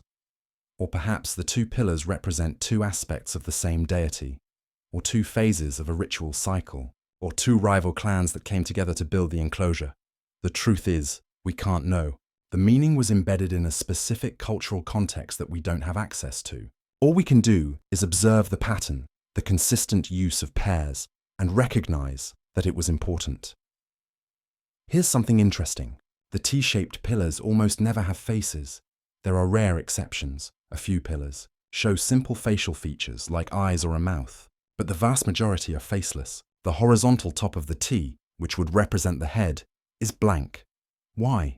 If these are anthropomorphic figures, why leave out one of the most distinctive human features? One possibility is that the facelessness is deliberate, creating a sense of mystery or otherness. These aren't ordinary humans, they're something else.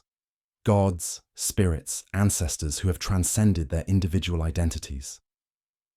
In many religious traditions, the most sacred or powerful beings are depicted without faces or with hidden faces. Think of the veiled Holy of Holies in ancient temples, or the faceless statues of certain gods. The absence of a face can make something more, not less, powerful because it becomes universal, archetypal, beyond individual identity. Another possibility is that the pillars were originally decorated with paint or with removable masks or headdresses that have since been lost. Limestone is porous and wouldn't preserve paint well over thousands of years, and any organic materials would have decomposed long ago. But I think there's something else going on. I think facelessness might be about transformation and liminality. In shamanic traditions, The loss of individual identity is often part of the trance experience. The shaman in trance is no longer fully themselves. They've become a vessel for spirits, a bridge between worlds. They're in a liminal state, neither fully human nor fully spirit. The faceless pillars might represent this liminal state. They're human-like but not human. They're individuals but also archetypal. They exist at the boundary between the everyday world and the sacred realm, and perhaps that's exactly the point. GOBEKLITEPE itself is a liminal space, a place between the everyday and the sacred, between the human community and the spirit world. The pillars, faceless and mysterious, embody that liminality. While the heads are faceless, the bodies are covered with animals, lions, bulls, foxes, snakes, scorpions, birds, all carved in relief on the surfaces of the pillars. Sometimes just one or two animals, sometimes a whole menagerie. What does it mean when a human-like figure is covered in animal imagery? In shamanic traditions, this is the costume of the shaman. Shamans wear animal skins, feathers, claws. They're covered in representations of the animal spirits they work with. The animals are their allies, their sources of power, their guides in the spirit world. So these pillars might represent shamans or priests, covered in the symbols of their spiritual power, or they might represent something more fundamental. The idea that humans and animals are not separate categories, but exist on a continuum. That humans have animal aspects, and animals have spiritual aspects that intersect with the human realm. In animistic worldviews, this kind of ontological fluidity is common. A person might have a spirit animal, or might be able to transform into animal form. An animal might be the manifestation of an ancestor's spirit. The boundaries are porous. The animal-covered pillars at GOBEKLITEPE express this worldview. They show us a cosmos where human and animal, physical and spiritual, are interwoven in complex ways. Here's one more interpretation to consider. The pillars might represent witnesses to the rituals performed in the enclosures. Think about it. They stand in a circle, surrounding an open space. They face inward, toward the center. Their arrangement suggests an audience, watching what happens in the middle. In some cultures, important rituals are performed not just for the human participants, but also for supernatural witnesses, ancestors, spirits, gods. These witnesses validate the ritual, ensure it's performed correctly, carry word of it to the spirit world. The pillars, arranged in their circles, might serve this function. They witness the ceremonies. They stand as permanent testaments to what happened here. They bridge past and present, connecting each generation of celebrants to all those who came before.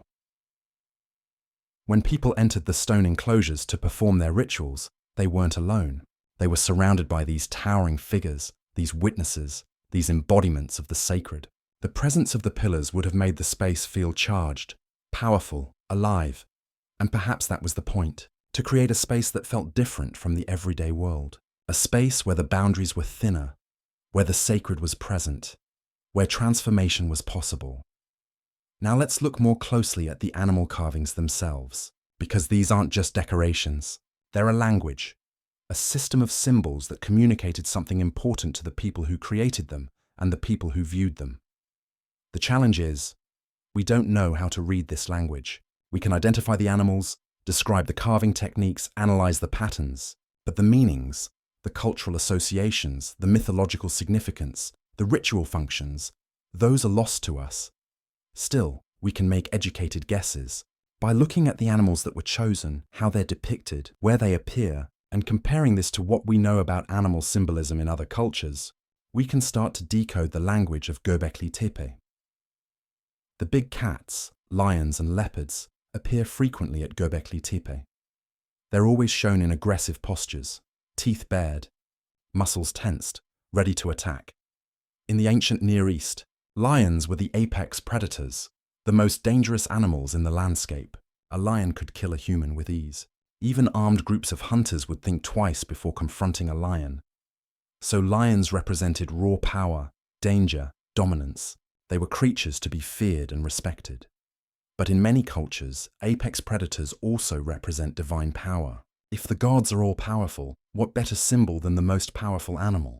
Kings and warriors associated themselves with lions, adopting their imagery to claim that same power and ferocity.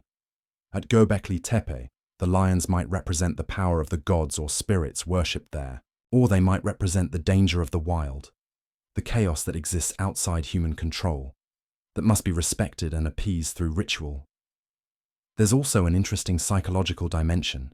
Humans have an instinctive fear response to predators. When you see an image of a lion, even just a carved stone lion, something primitive in your brain reacts. Your attention sharpens, your body tenses slightly. You feel a hint of the fear our ancestors felt when they encountered these animals in the wild. The carvers at Göbeklitepe knew this. By covering the sacred pillars with images of predators, they created an emotional response in the people who viewed them. The temple became a place of awe, of fear, of heightened awareness. That's powerful psychology. That's sophisticated manipulation of human emotion in service of religious experience. Vultures appear even more frequently than lions at Göbeklitepe. They're shown with wings outstretched, often hovering over or near what appear to be headless human bodies. As I mentioned earlier, vultures are liminal creatures. They exist at the boundary between life and death. They consume corpses, transforming dead flesh into living bird. They connect earth and sky, death and continuation. In some ancient Near Eastern cultures, vultures were sacred birds associated with goddesses of death and rebirth. In others, they were used in funerary practices. Bodies were exposed to vultures in sky burials, allowing the birds to consume the flesh, while the bones were later collected for secondary burial. At Göbeklitepe, the prominence of vulture imagery suggests that death and the afterlife were central concerns. The enclosures might have been used for funerary rituals or for ceremonies meant to honor the dead and ensure their safe passage to the next world. There's one particularly striking scene carved on a pillar in Enclosure D. A vulture is shown above a human form that appears to lack a head.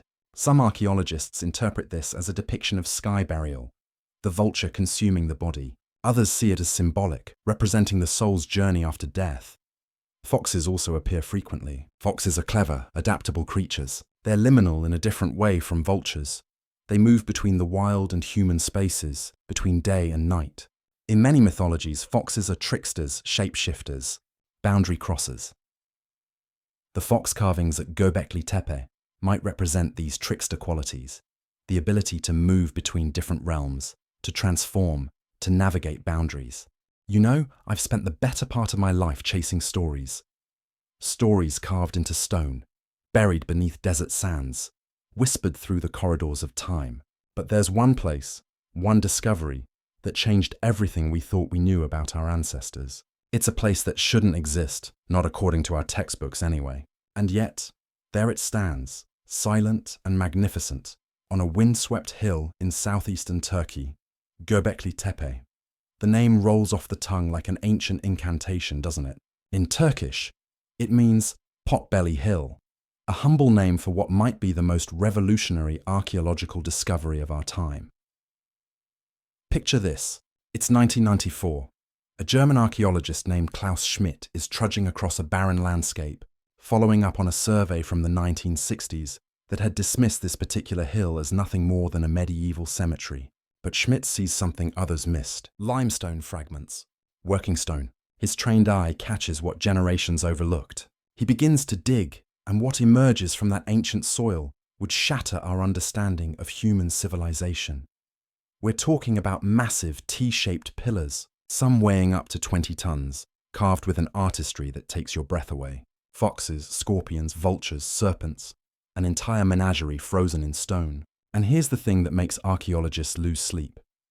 This place was built around 9600 BCE. That's roughly 11,600 years ago. To put that in perspective, this temple complex is older than pottery, older than writing, older than the wheel, older than Stonehenge by more than 6,000 years. The people who built Göbeklitepe weren't supposed to be capable of this. According to everything we thought we knew, they were hunter-gatherers, nomadic tribes following herds and seasonal plants. They weren't supposed to have the organization, the motivation, or the capability to create something this monumentally ambitious. But they did, and in doing so, they whispered a secret across the millennia, a secret about who we are, where we came from, and what drove us to reach beyond mere survival towards something transcendent. Over the next few hours, we're going to explore this mystery together. We'll walk through those ancient stone circles, Trace the symbols carved by hands that turned to dust thousands of years before the pyramids rose. We'll grapple with questions that still keep archaeologists awake at night. Why was it built? What happened there? And perhaps most intriguingly, why was it deliberately buried? So settle in, pour yourself something warm, and let me take you on a journey to the dawn of human consciousness, to a place where everything changed. Let me start with a question that might seem simple, but is anything but. What came first? The temple or the town? The belief or the community? For most of the 20th century, archaeologists had a tidy narrative. It went something like this. Humans learned to farm. Farming created surplus food. Surplus food allowed people to settle down. Settlements became villages. Villages became cities. And once you had cities, with their complex social structures and leisure time, people developed religion, art, and monumental architecture. It was a neat, linear progression. Agriculture led to civilization. Civilization led to religion. Cause and effect, as orderly as a textbook timeline. Then Klaus Schmidt started digging at GOBEKLITEPE, and that timeline exploded like a clay pot dropped from a great height. What Schmidt found was a massive temple complex, built by people who were still hunter-gatherers. Let that sink in for a moment. These weren't farmers. There's no evidence of domesticated plants or animals at the earliest levels of GOBEKLITEPE. No grain storage, no animal pens, no permanent dwellings. These were people who still roamed the landscape, following game and gathering wild foods. And yet, they came together, hundreds, perhaps thousands of them, to quarry stone, transport massive pillars, and erect what can only be described as a cathedral in stone. This wasn't a shelter. This wasn't practical. This was something else entirely. This was about belief, about communion with forces beyond the visible world. Schmidt himself coined a phrase that would become famous in archaeological circles. First came the temple, then came the city. He was turning conventional wisdom on its head. He was suggesting that it wasn't agriculture that sparked civilization, it was faith. Now I want you to imagine yourself standing on that hill, 11,600 years ago. The air is crisp with the morning cold. The sun hasn't quite cleared the horizon, but the sky is beginning to lighten, washing from deep purple to softer blues. Around you, people are gathering. They've walked for days, maybe weeks, from camps scattered across the landscape. They speak different dialects, wear different ornaments, paint their faces with different patterns. But they're all here for the same reason. They're here for the gathering, for the ritual, for the connection. What did they do here? We don't know exactly, but the clues are tantalizing. The pillars themselves offer hints. Those carved animals aren't random. They're chosen, deliberate predators and prey, creatures of earth and sky. Some scholars suggest they represent clans or totems, spiritual ancestors that different groups claimed as their own.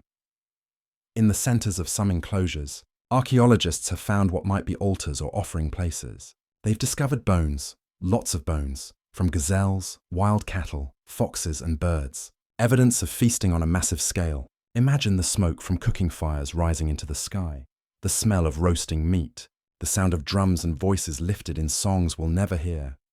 But here's what fascinates me most. The pillars themselves seem to represent humans. Those T-shapes? They're not random. The vertical shaft is the body, the horizontal top is the head. Look closer, and you can see arms carved along the sides of some pillars, hands meeting at the front, as if in contemplation or prayer. These aren't just decorated stones, they're anthropomorphic beings, silent witnesses to ceremonies we can only imagine. Some of these stone figures wear belts with elaborate buckles. Others have what appear to be loincloths. They're dressed, adorned, made to look almost alive. Standing among them must have felt like standing among gods or ancestors, beings of stone who watched over the gathered community. Dr. Jens Nortroff, who's been part of the excavation team, once said something that stuck with me. Göbekli is where people learn to be people together. Before this, human bands were small, rarely exceeding 30 or 40 individuals. But to build Göbekli Tepe required coordination on an unprecedented scale. Someone had to organize the labor.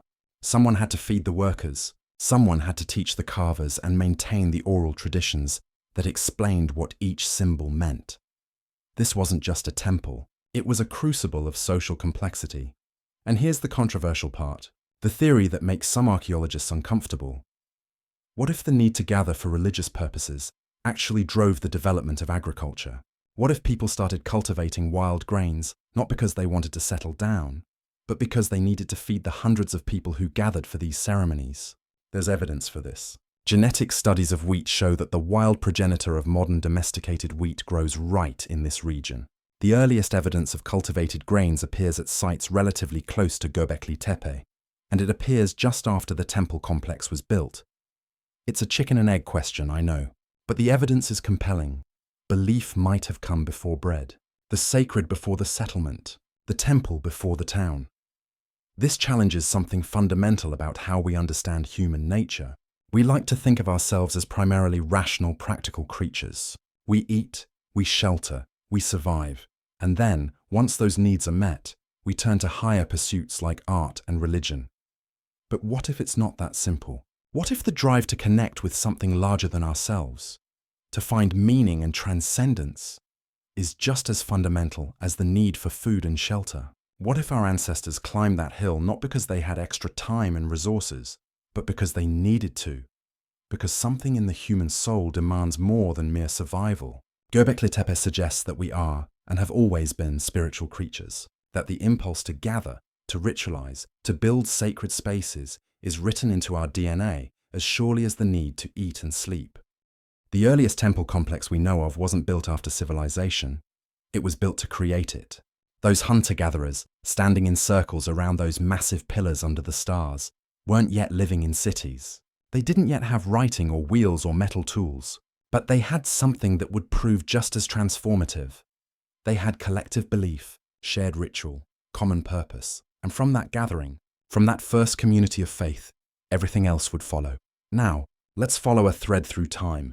Let's trace the echoes of Göbeklitepe through the millennia, because this story doesn't end when the site was buried. In many ways, it's where the story really begins. Fast forward about 5,000 years from Göbeklitepe's construction. The landscape has changed. Where hunter-gatherers once roamed, villages now dot the countryside. And further south, in the fertile plains between the Tigris and Euphrates rivers, something extraordinary is happening. Cities are rising. The Sumerians, Akkadians, Babylonians, and Assyrians are building the civilizations that will define Mesopotamia, the cradle of civilization. Here's the question that haunts researchers. Is there a connection? Did the innovations and social structures that emerged at Göbeklitepe flow downstream, both literally and figuratively, into Mesopotamia? The geographical connection is undeniable. Göbeklitepe sits in the upper reaches of the Fertile Crescent, that arc of land stretching from the Persian Gulf through modern Iraq, Syria, Lebanon, and Israel. Water flows from the highlands where Göbeklitepe stands down toward the great river valleys, where Mesopotamian civilization would flourish. And ideas, like water, have a way of flowing downhill. Let me paint you a picture of what we're talking about. The ziggurats of Mesopotamia, those massive step temples rising from the flat plains, they don't appear out of nowhere. They have predecessors, architectural ancestors. And if you trace those ancestors back further and further, you eventually find yourself at Göbeklitepe, standing among those T-shaped pillars. The connection isn't direct. It's not like the builders of Ur said, "Let's copy that temple up north."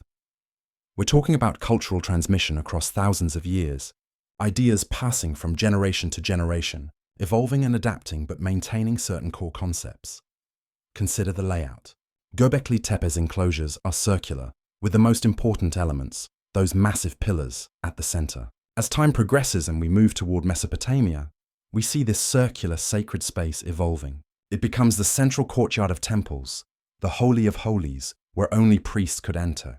The Mesopotamian temples, with their inner sanctums and progressive courts, echo this concept of sacred space, nested within less sacred space, circles within circles. Or look at the symbolism. Those animals carved on Göbeklitepe's pillars, lions, bulls, birds, serpents, don't disappear from human consciousness. They reappear again and again in Mesopotamian art and mythology. The bull of heaven in the Epic of Gilgamesh. The lion is a symbol of kingship and divine power. The serpent as a symbol of chaos and wisdom. The vulture as a psychopomp, a creature that bridges the world of the living and the dead. Dr. Schmidt believed he saw something even more specific. In one of the enclosures at Göbeklitepe, there's a pillar carved with a scene that appears to show a headless human body surrounded by vultures and other predators. This might be evidence of excarnation, the practice of exposing corpses to be picked clean by birds before the bones are interred. Now, jump forward to Neolithic Çatalhöyük, another Turkish site, but several thousand years younger than Göbeklitepe. There, we have clear evidence of excarnation practices and vulture imagery in relation to death rituals. And even further forward, in Mesopotamian mythology, we find references to similar practices and beliefs about death and the soul's journey. Is this proof of direct transmission? Not exactly. Culture doesn't work like a filing system, with ideas neatly passed from one generation to the next. But it suggests something, that Göbeklitepe was part of a long, complex conversation about life, death, cosmos, and the divine that would eventually crystallize into the great mythologies of Mesopotamia. There's another connection that's even more intriguing, the connection between ritual gathering and agricultural development. Remember, we talked about how Göbeklitepe might have sparked the development of agriculture. Well, Mesopotamia is where agriculture became civilization, where farming became so productive that it could support cities of tens of thousands, where surplus grain became wealth, and wealth became power, and power became empire. The Sumerians developed irrigation on a massive scale, turning desert into garden.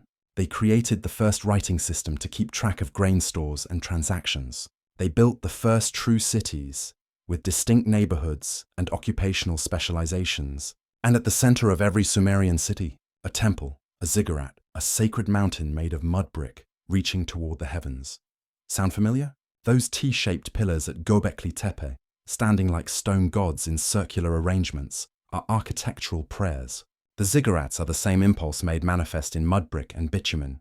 The form changes, but the function remains, to create a meeting place between earth and sky, human and divine.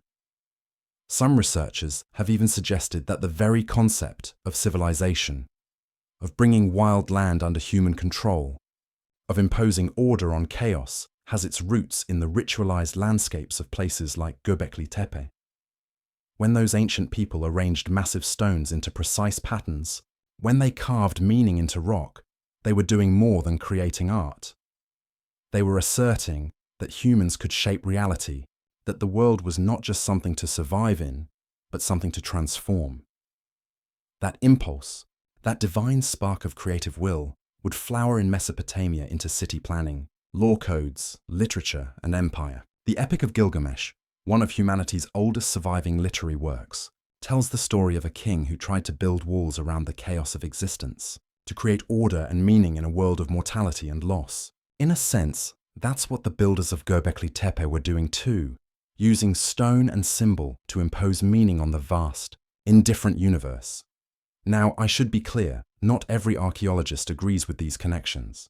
Some argue that the gap between Göbeklitepe and Mesopotamian civilization is too large, that we're seeing patterns where none exist, that cultural evolution is more complex and contingent than any simple narrative of transmission. And they're right to be cautious. History isn't a straight line. Civilizations rise and fall.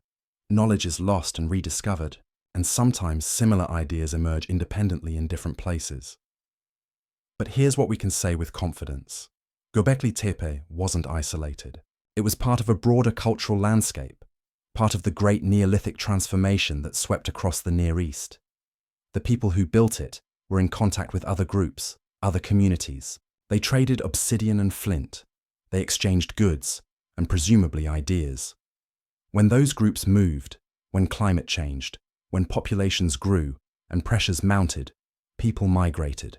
They carried their stories with them, their techniques, their beliefs. Some of them almost certainly moved south, into the great river valleys where the land was rich and the harvests abundant. And there, in those river valleys, the seeds planted at Göbeklitepe, seeds of collective organization, of monumental architecture, of sacred geography, would find fertile soil. They would grow and change, branching and evolving into something new. But the roots, the deep taproots of civilization, might just reach back to that windswept hill in southeastern Turkey, where hunter-gatherers first decided that gathering together in sacred space was worth the effort, worth the sacrifice, worth the generations of labor. Göbeklitepe reminds us that civilization didn't spring fully formed from the brow of some ancient genius. It emerged slowly, tentatively, built by countless hands over countless generations. But somewhere in that long emergence, there was a beginning, a first step, a moment when humans looked at the world and decided it wasn't enough to simply survive in it. They wanted to transform it, to make it mean something, and that impulse, that sacred fire, burns at the heart of every civilization that has ever risen, from Sumer to Rome to the modern world. All right, let's wade into controversial waters, because if there's one thing archaeologists love more than discovering ancient sites, it's arguing about what those sites actually mean, and Göbeklitepe has given them plenty to argue about. The central question: was Göbeklitepe primarily a ritual center, a temple where people gathered for religious ceremonies, or was it something else entirely? Perhaps an ancient observatory, a place where our ancestors tracked the movements of stars and planets. Klaus Schmidt, until his death in 2014, was firmly in the ritual center camp.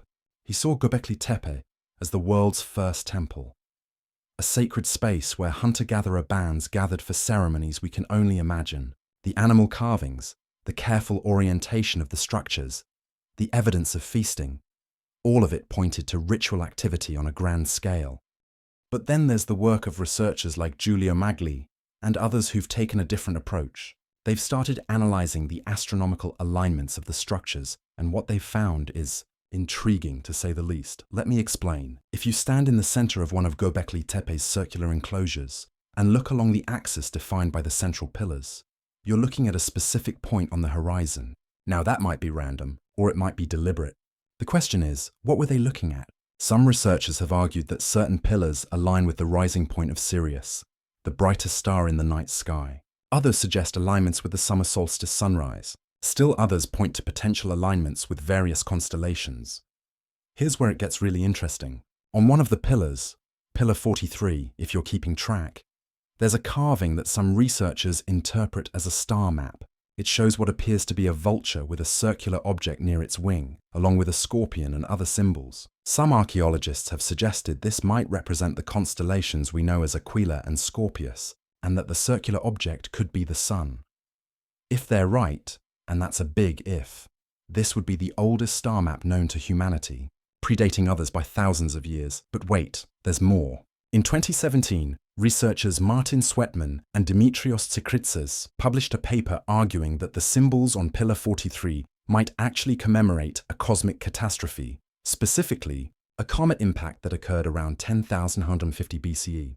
This event, they argue, triggered the Younger Dryas climate period, a sudden return to Ice Age conditions that lasted for about 100 to 200 years. According to their interpretation, the symbols on the pillar are a memorial, a way of recording a cataclysmic event that ancient peoples witnessed.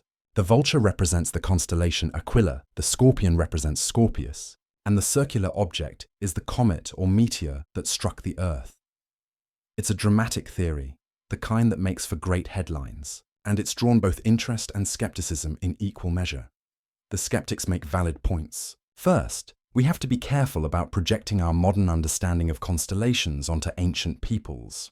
The patterns we see in the stars, the lines we draw to create our constellations, are cultural constructs. Different cultures see different patterns in the same stars.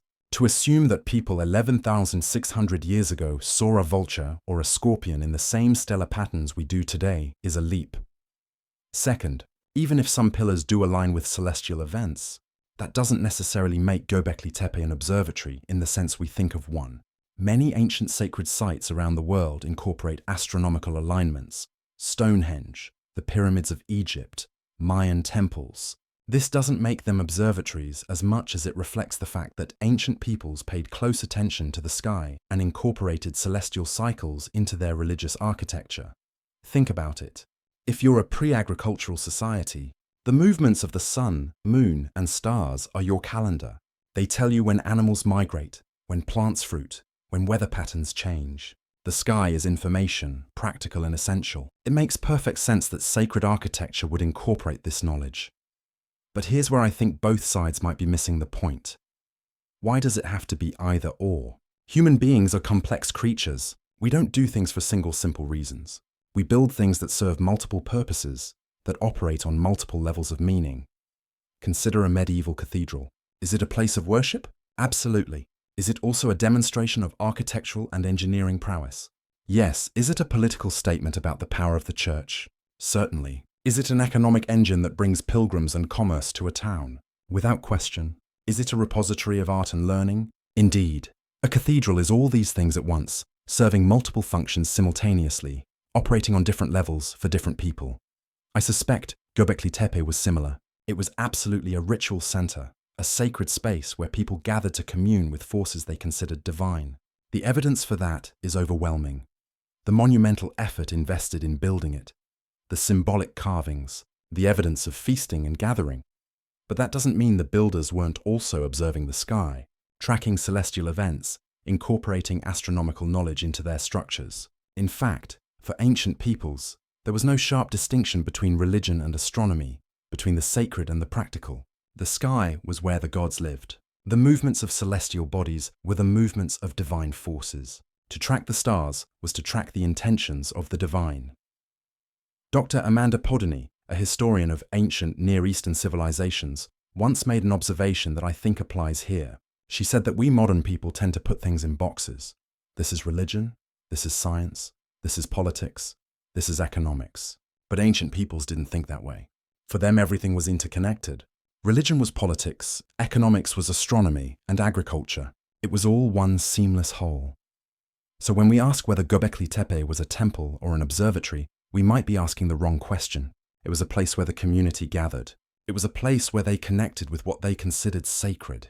And yes, part of that connection involved observing the sky, tracking celestial cycles, perhaps recording important celestial events.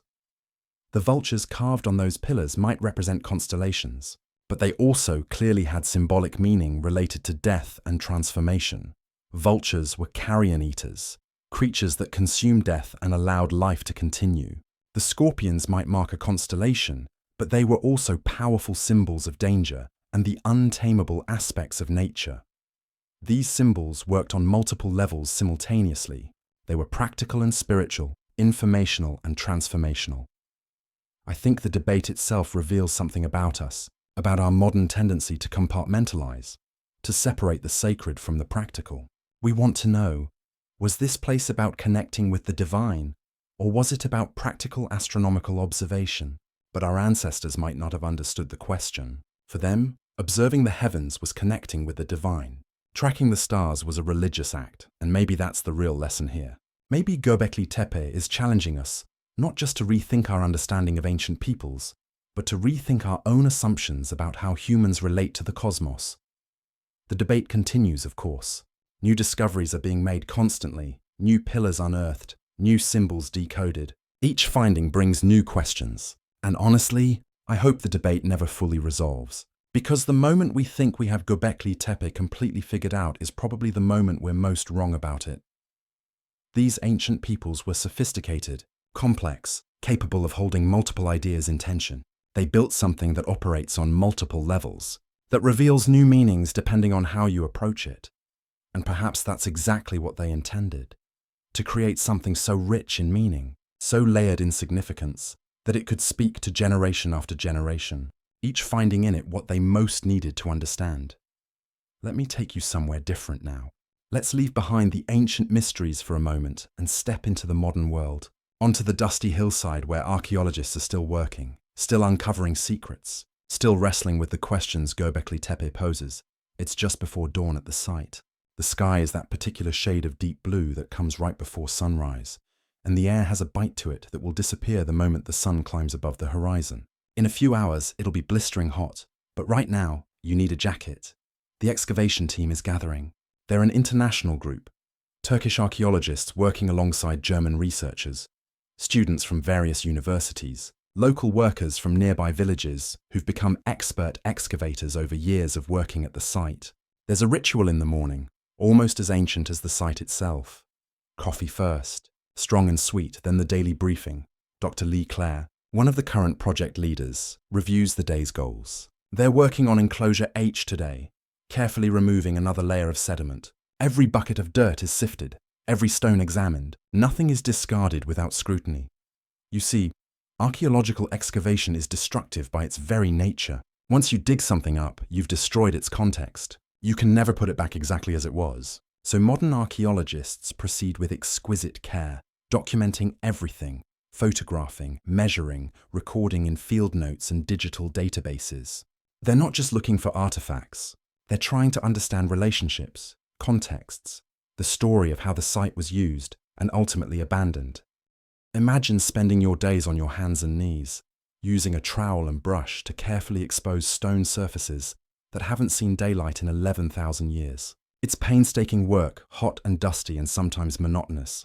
But then there's a moment. A carving emerges from the sediment, a symbol no human eyes have seen in millennia. And suddenly, you're not a graduate student with dirt under your fingernails and a sunburn on your neck. You're a time traveler reaching across the abyss of years to touch something created by hands so ancient they might as well be alien. One of the students, let's call her Aishi, tells me about the day she uncovered part of a new carving. She'd been working for hours, carefully brushing away soil, when she noticed a pattern. At first, she thought it might be a natural rock texture, but the more she exposed, the clearer it became. It was deliberate, carved. A serpent, its body coiled in a way that suggested movement, life. I started shaking, she tells me. I had to sit back and take a breath, because I was the first person to see this in over 10,000 years. The person who carved it. They touched this same stone, and now I was touching it. It felt like shaking hands across time. That's the thing about archaeology that doesn't come across in textbooks or documentaries. It's deeply, profoundly personal. These aren't just artifacts. They're connections to actual human beings who lived and loved and wondered about the same questions we wonder about. Why are we here? What happens when we die? What does it all mean? The excavation site itself is now quite developed. There's a walkway that allows visitors to view the ongoing work without disturbing it. A protective shelter covers some of the main enclosures, protecting them from weather while allowing excavation to continue. It's a far cry from the early days when Schmidt and his team worked in harsh conditions with minimal infrastructure. But even with modern equipment and techniques, the work remains challenging. The site is huge, much larger than initially thought. Ground-penetrating radar has revealed at least 20 additional enclosures still buried beneath the surface. At the current pace of excavation, it could take a century or more to fully uncover Göbeklitepe. And honestly, maybe that's okay. Maybe we're not ready for all the answers yet. Maybe each generation of archaeologists needs to bring their own questions, their own perspectives, to approach the site with fresh eyes. I spent some time talking with some of the local workers, men from the nearby villages who've been working at the site for years. One of them, Mehmet, has been involved since the early 2000s. He's watched the site grow from a relatively obscure excavation to a UNESCO World Heritage site that draws visitors from around the world. My grandfather used to graze sheep on this hill, he tells me. We always knew there was something here. Stones sticking out of the ground, strange shapes, but we never imagined this. There's pride in his voice, but also something else. Wonder maybe, or humility. This hill that his family has known for generations turns out to be one of the most significant archaeological sites on Earth. It makes you think about what else might be out there, hidden beneath ordinary-looking hillsides, waiting for the right eyes to see it. The daily rhythm of excavation work creates its own kind of meditation. The sun climbs higher, the heat builds. Workers take breaks in the shade, drinking water, eating simple lunches. There's conversation, laughter, speculation about what they might find next. The international nature of the team means that multiple languages mix together: Turkish, German, English, and others, creating a modern echo of the multilingual gatherings that might have taken place here thousands of years ago.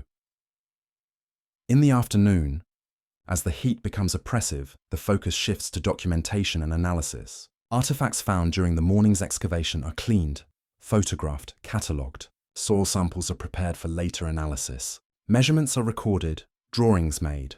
Modern archaeology uses an impressive array of technologies. Ground-penetrating radar maps what lies beneath without digging. 3D scanning creates perfect digital replicas of structures and artifacts. DNA analysis extracts genetic information from ancient organic remains. Isotope analysis of bones reveals details about ancient diets and migrations. But for all the high-tech equipment, there's still something fundamentally human about the work. Someone still has to kneel in the dirt and carefully brush away sediment. Someone still has to recognize that a particular stone isn't random, that a pattern means something. The technology amplifies human perception, but it doesn't replace it. As sunset approaches and the day's work winds down, there's another ritual. The team gathers to discuss what was found, what it might mean, what questions it raises. There's a democracy to this process that would have surprised earlier generations of archaeologists, when dig directors ruled with iron fists and interpretations were handed down from on high. Modern archaeology is more collaborative, more open to multiple interpretations, more willing to say we don't know instead of forcing evidence into preconceived narratives. It's a humbler discipline than it used to be, and I think that's to its credit. The team disperses as darkness falls. Some head to nearby Schönlöfer for dinner and rest. Others stay at facilities near the site. Tomorrow, they'll do it all again. The slow, patient work of excavation, of preservation, of trying to understand. And through it all, the ancient stones sit silent, holding their secrets, revealing them only grudgingly, one artifact at a time, to people patient enough to listen. Now let's talk about something fundamental, the stone itself. Because GOBEKLITEPE isn't just impressive because of its age or its symbolism. It's impressive because of the sheer physical achievement it represents. We're talking about T-shaped pillars that weigh up to 20 tons. 20 tons. That's the weight of about 3 elephants. And these aren't rough-hewn boulders. They're carefully carved with smooth surfaces and detailed decorations. How did people with Stone Age technology accomplish this? Let's start with the material itself. Limestone. The bedrock of the hill where GOBEKLITEPE stands is limestone, which is fortunate for several reasons. Limestone is relatively soft compared to other stones like granite. It can be worked with flint and obsidian tools, and it's available right there. The builders didn't have to transport the raw material from distant quarries. Well, not entirely true. They did have to move it from the quarry to the construction site, but those locations are fairly close, sometimes just a few hundred meters. Still, moving 20-ton stones even a few hundred meters without wheels, without metal tools, without domesticated animals to help pull, that's an achievement. Archaeologists have found the quarries where the pillars were carved. And here's something remarkable. You can see unfinished pillars still lying there, partially carved from the bedrock, frozen in mid-creation.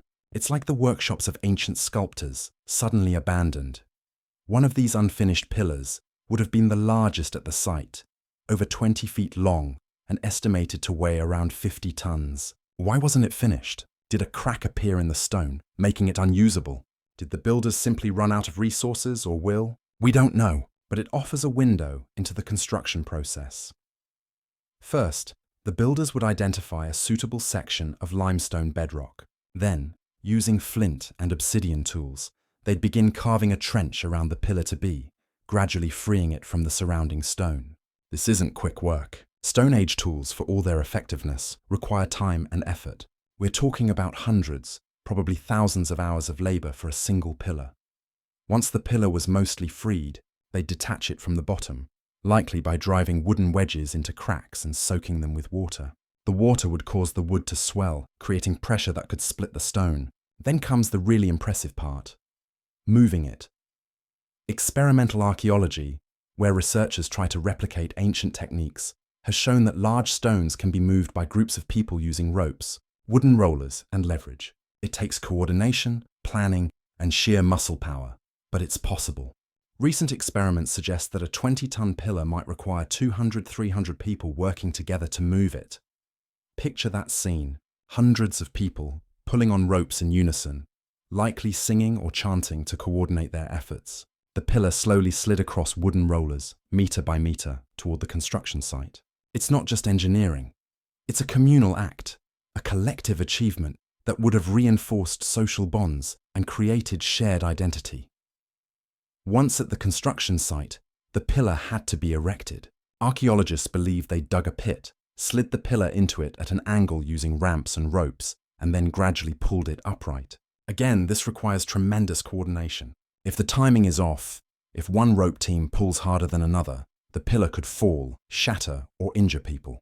The precision required is extraordinary.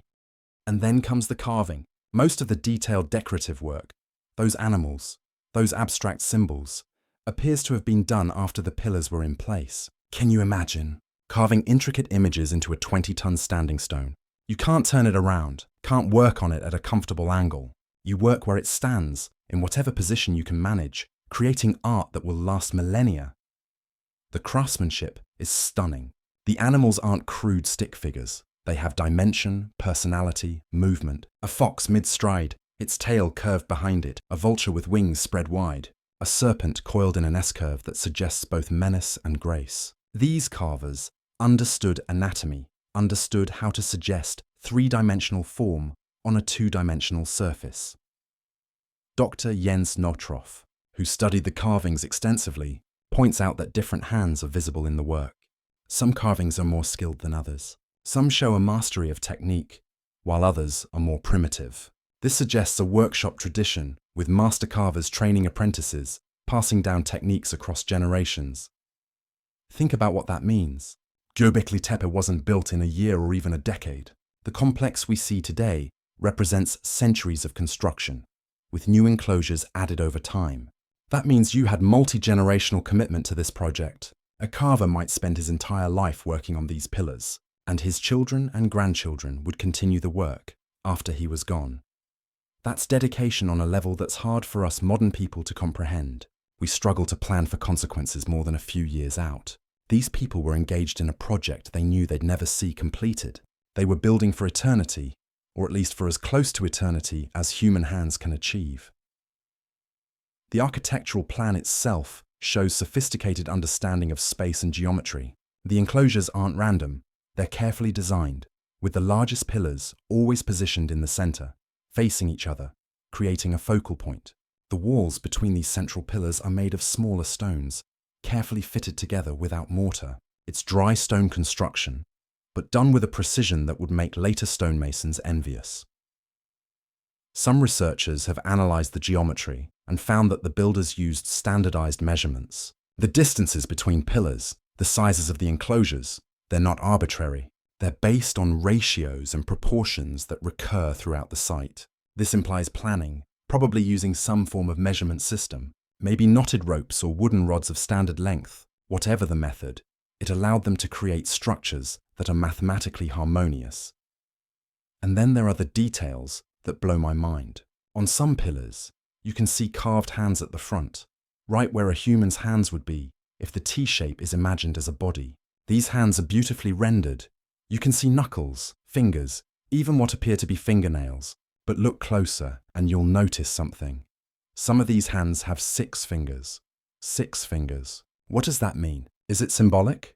Some scholars suggest that 6-fingered hands appear in various mythologies as marks of divine or semi-divine beings. Was this a way of indicating that these stone figures weren't merely human but something more? Or did the carver have polydactyly, a condition that causes extra fingers, and incorporated his own unique feature into the sacred art? We can only speculate. There are also what appear to be loincloths and belts carved on these anthropomorphic pillars. The level of detail is astonishing. You can see the weave of fabric, the decoration on belt buckles. One pillar shows what looks like a fox-skin loincloth, complete with the animal's tail hanging down the back. This tells us something important.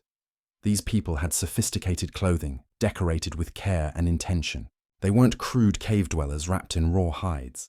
They were creating textiles, probably weaving plant fibers, tanning leather, creating garments that were both functional and expressive of identity.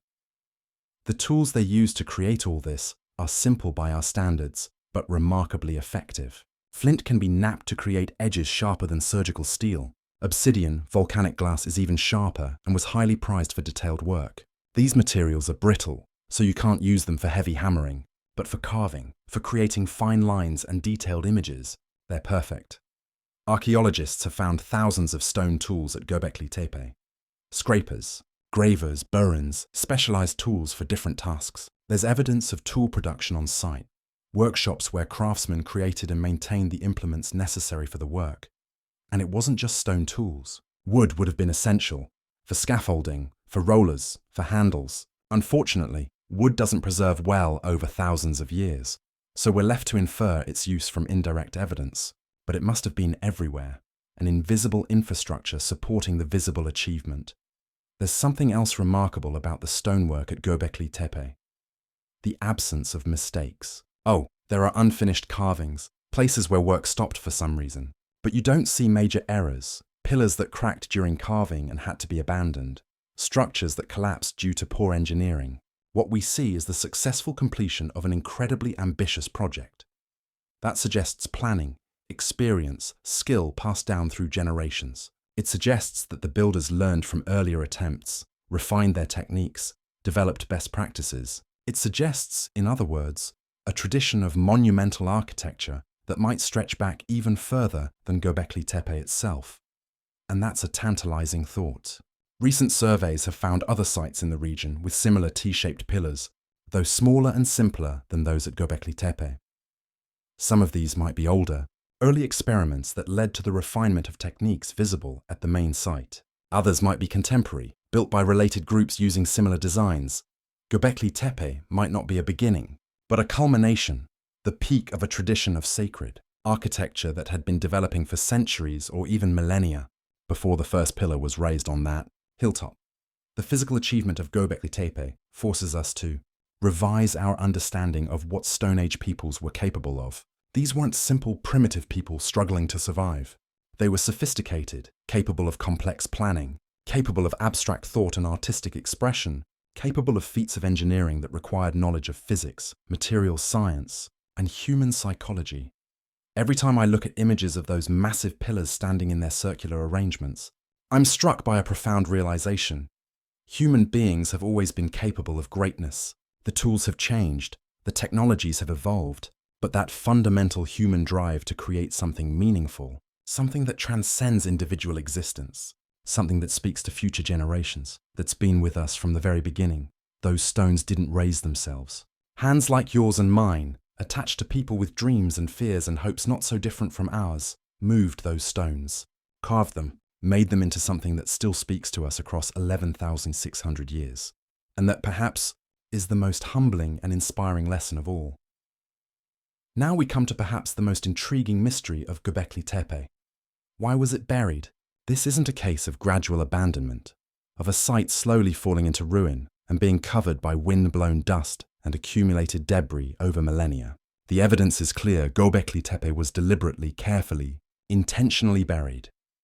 Let me emphasize this because it's crucial. Someone filled in these magnificent structures with thousands of tons of rock and soil. This wasn't an accident. This wasn't natural. This was a decision, carried out with the same organized effort that created the site in the first place. Klaus Schmidt first recognized this, and it baffled him. Why would people spend generations building something this monumental, this beautiful, this obviously important to their culture, and then bury it? The evidence is in the fill itself. When archaeologists excavate the spaces between the pillars, they don't find the scattered debris you'd expect from natural collapse and decay. They find deliberate fill, soil and stones placed there intentionally. Some of the stones in this fill are worked stones, fragments of other pillars or structures, carefully deposited. It's not a random backfill. It's more like entombment, like they were putting the site to rest, tucking it in for eternal sleep. But why? Let's explore the theories, because there are several, and each reveals different assumptions about how we think ancient peoples understood the world. Some archaeologists believe that Göbekli Tepe was buried as part of a ritual closure, a sacred act of completion. In this interpretation, the site had served its purpose, fulfilled its function, and it was time to close this chapter and move on. This might sound strange to us. We preserve important buildings, turn them into museums, restore and maintain them. But many cultures throughout history have viewed sacred sites differently. They're not meant to last forever in active use. They're meant for a specific time, a specific purpose, and when that purpose is fulfilled, the site itself can be released. There's an interesting parallel in the Hopi tradition of the American Southwest.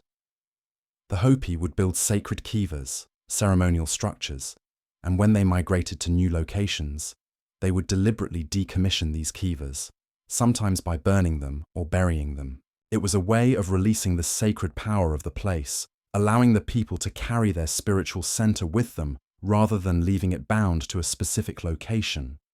Could something similar have happened at Göbekli Tepe? Did the communities who gathered there decide it was time to move on, to take their rituals in new directions? And did they honor the old site by carefully burying it, preserving it for eternity, even as they ceased to use it? Around the time Göbeklitepe was being buried, roughly 8000 BCE, the climate was changing dramatically. The Younger Dryas coal period had ended, and the world was warming. This brought changes to vegetation, animal populations, and human lifestyles. This was also the period when agriculture was beginning to take hold in the region. People were transitioning from mobile hunter-gatherer lifestyles to more sedentary agricultural communities. With this transition came new social structures, new forms of organization, new ways of understanding the world. Maybe Göbeklitepe represented an old way of life, and burying it was a way of acknowledging that that world was ending. The hunter-gatherer spirituality that had created this temple complex was giving way to agricultural religion, with its focus on fertility, seasons, and the domesticated landscape, rather than wild animals and hunting magic. In this interpretation, burying Göbeklitepe was an act of transformation, a collective recognition that the world had changed, and so too must the ways humans related to the sacred. There's evidence that the area around Göbeklitepe was being degraded by human activity. Thousands of people gathering regularly for ceremonies would have needed food, firewood, building materials. The landscape shows signs of deforestation and overgrazing that accelerated during the period of Göbeklitepe's use. Some researchers suggest that environmental degradation made it impossible to continue supporting the large gatherings. Without the resources to maintain the site and feed the pilgrims, the ceremonies had to stop, and rather than leave this sacred space to decay, the decision was made to bury it, to protect it. This is a sobering interpretation because it suggests that our ancestors faced and grappled with environmental consequences of their actions, much as we do today. They transformed their landscape, depleted resources, and had to make hard choices about what could and couldn't continue. A darker possibility, perhaps Göbeklitepe was buried to protect it from enemies or to seal away something dangerous. There's no direct evidence of violence at the site. No burned layers, no bodies of conflict victims. But absence of evidence isn't evidence of absence. Perhaps rival groups threatened the area, and burying the sacred site was a way to deny enemies access to its power or prevent desecration. Alternatively, some researchers have speculated that Göbeklitepe might have been associated with the comet impact theory I mentioned earlier. If the people believed that celestial catastrophe was linked to their ritual activities, they might have sealed the site away to prevent further divine wrath. This is highly speculative, but it points to something important. We don't fully understand what these people believed, what caused them fear, what they thought gave them power or put them in danger. Here's a thought that I find compelling. Maybe they buried it precisely because they wanted to preserve it for the future. Think about it. These people had spent centuries building Göbeklitepe. They knew stone could last, but they also knew that structures left exposed to the elements would eventually erode. They knew that future generations might have different beliefs, might repurpose or destroy what earlier generations had built. By burying the site, they encased it in protective soil. They created a time capsule, perhaps hoping that someday someone would uncover it and understand what they had created. It's a romantic notion, I'll grant you, but is it any more far-fetched than the other theories? These people were capable of thinking across generations. They had to undertake projects that would take lifetimes to complete. Who's to say they couldn't think even further forward, imagining a distant future when their work might be rediscovered? The truth is, we may never know for certain why Göbeklitepe was buried. The people who made that decision left no written records, no explanation we can consult. We're left to infer from physical evidence and to project our own assumptions about human motivation onto an ancient mystery. But perhaps the mystery itself is part of the message.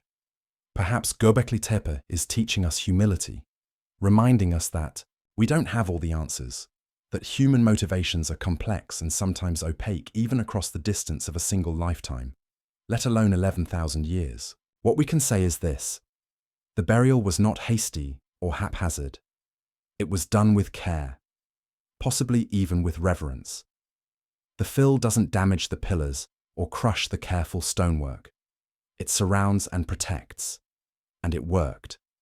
Thanks to that burial, Göbeklitepe survived intact for millennia, waiting for Klaus Schmidt to see what others had missed, waiting to reveal its secrets to a world that was finally ready to understand what it might mean. In a way, whether the burial was intended as closure or preservation, the result is the same. Göbeklitepe was kept safe, kept whole, until the moment when humanity needed to discover it, when we needed to be reminded that we are capable of more than we often believe, that our ancestors were wiser and more sophisticated than we gave them credit for, that the story of human consciousness and civilization is longer and stranger and more wonderful than we imagined. The burial isn't the end of Göbeklitepe's story. It's a pause, a caesura in the narrative. And now that we've unearthed it again, now that we're studying it and marveling at it, the story continues. The ancient stones speak again. The ancestors reach across time. And we, the inheritors of their legacy, struggle to understand the message they carved in stone, and then, for reasons we still debate, decided to hide from the sky. Let's talk about the language carved into those stones. Not words. These people didn't have writing yet, but symbols, images, the visual grammar of meaning that transcends specific languages. When you stand before the pillars of Göbeklitepe and look at the animals carved there, you're not just seeing decoration, you're seeing a cosmology, a way of understanding the world and humanity's place in it. The animals aren't random, they're chosen, repeated, positioned with intention. And when you start to analyze them, patterns emerge that resonate with mythologies from around the world and across time. Let's start with the vulture. At Göbeklitepe, vultures appear again and again, often in prominent positions. They're shown, with wings spread, sometimes clutching circular objects, sometimes positioned above other animals. Vultures are carrion birds. They eat death. And across cultures, from ancient Egypt to Tibet to Native American traditions, vultures hold a special place in mythology. They're psychopomps, guides for the dead, creatures that mediate between the world of the living and the realm of death. In many traditions, vultures aren't seen as grotesque or morbid, but as sacred, as performing a necessary function. They transform death into life, consuming the dead and returning their matter to the cycle of existence. They clean the bones, allowing the spirit to move on. At Göbeklitepe, the prominence of vulture imagery suggests that death and its rituals were central to whatever happened there. Remember that possible excarnation scene on Pillar 43? If that interpretation is correct, it shows a headless human surrounded by vultures, a sky burial perhaps, where the body is exposed for vultures to consume. This connects to a broader pattern in Neolithic societies. At Çatalhöyük, which comes a few thousand years after Göbeklitepe, there's clear evidence of vulture symbolism associated with death rituals. Houses have wall paintings showing enormous vultures with human figures beneath them. The dead were buried beneath the floors of houses, but only after the flesh had been removed from the bones. Is this a tradition that began at Göbeklitepe? Did the symbolism carved on those pillars represent practices that would continue for millennia? Then there's the serpent. Snakes appear frequently at Göbeklitepe, carved in sinuous curves, sometimes emerging from the stone as if coming from another realm. The serpent is perhaps the most universal symbol in human mythology. It appears in creation stories from Mesopotamia to Mesoamerica. It's the Ouroboros eating its own tail, symbol of eternity and cycles. It's the tempter in Eden, the guardian of wisdom, the creature of transformation that sheds its skin and is reborn. Why are serpents so prevalent in human symbolism? Carl Jung, the psychologist, would say they're an archetype, a pattern wired deep into human consciousness. From an evolutionary perspective, our primate ancestors had to be keenly aware of snakes. They were predators, threats. That ancient awareness might be reflected in our persistent tendency to give serpents symbolic meaning. At Göbeklitepe, serpents might represent danger, the wild and untamed aspects of nature, or they might represent wisdom and transformation, or both simultaneously. Remember, symbolism doesn't have to be either or. It can be layered, multivalent, holding multiple meanings in tension. Lions and leopards also prowl across the pillars. These are apex predators, creatures that humans feared and respected. In later Mesopotamian mythology, lions become symbols of kingship and divine power. Kings hunt lions to demonstrate their strength. Gods and goddesses are depicted standing on lions, showing their dominance over the most powerful forces of nature. Is this symbolism beginning at Göbeklitepe? Are these carvings the first hints of associations that will flower into the rich mythologies of later civilizations? There are also wild boars, foxes, gazelles, aurochs, the entire bestiary of the ancient Near East. And here's what's interesting. These aren't just realistic depictions. Many show anthropomorphic elements, animals with human-like postures, creatures that seem to be dancing or engaged in ritual acts. This blurring of the line between human and animal is characteristic of shamanic traditions worldwide. Shamans, in many cultures, can transform into animals or travel in animal form. They mediate between human society and the wild, between the visible world and the spirit realm. Could the animal carvings at Göbeklitepe represent shamanic transformation?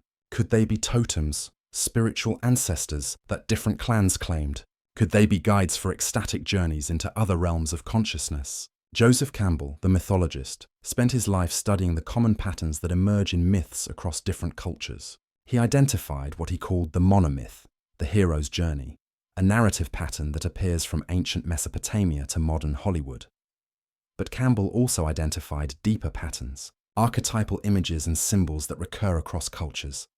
The Great Mother, the wise old man, the trickster, the hero, the threshold between worlds. These aren't borrowed from one culture to another. They emerge independently because they reflect fundamental aspects of human psychology and experience. When I look at Göbeklitepe through Campbell's lens, I see something profound. We're witnessing the first material evidence of these archetypal patterns, the moment when humans began externalizing their internal symbolic landscape, carving it into stone where it could be shared, communicated, passed down through generations. Take the circular enclosures themselves. Circles are universal symbols. The sun, the moon, the cycle of seasons, the circle of life and death.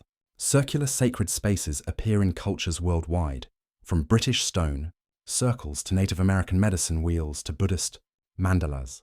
And at the center of these circles at Göbeklitepe stand those two massive pillars, facing each other. Duality, pairs. This too is universal, night and day, male and female, life and death, earth and sky. The human mind seems drawn to binary structures, to organizing the complexity of existence into paired opposites. Those two central pillars might represent this fundamental duality. They're identical in form but positioned to face each other, creating a tension, a relationship. They define a space between them, a liminal zone where transformation can occur. Dr. Marion Benz, an archaeologist who studied the symbolism extensively, suggests that Göbeklitepe represents an axis mundi, a cosmic axis, a connection point between earth and heaven. This concept appears across cultures. The world tree of Norse mythology, the mountain at the center of the world in Buddhist cosmology, Jacob's ladder in biblical tradition. An axis mundi is a place where the divine breaks through into the human realm, where communication between worlds becomes possible. It's inherently a liminal space, a threshold. And thresholds are dangerous, powerful, sacred. They require rituals to navigate safely. If Göbeklitepe functioned as an axis mundi, then the rituals performed there might have been about crossing boundaries between human and divine, between life and death, between profane and sacred. The animal carvings might represent the guardians of these thresholds, the forces that must be acknowledged and propitiated before crossing. There's one more symbolic element I want to discuss.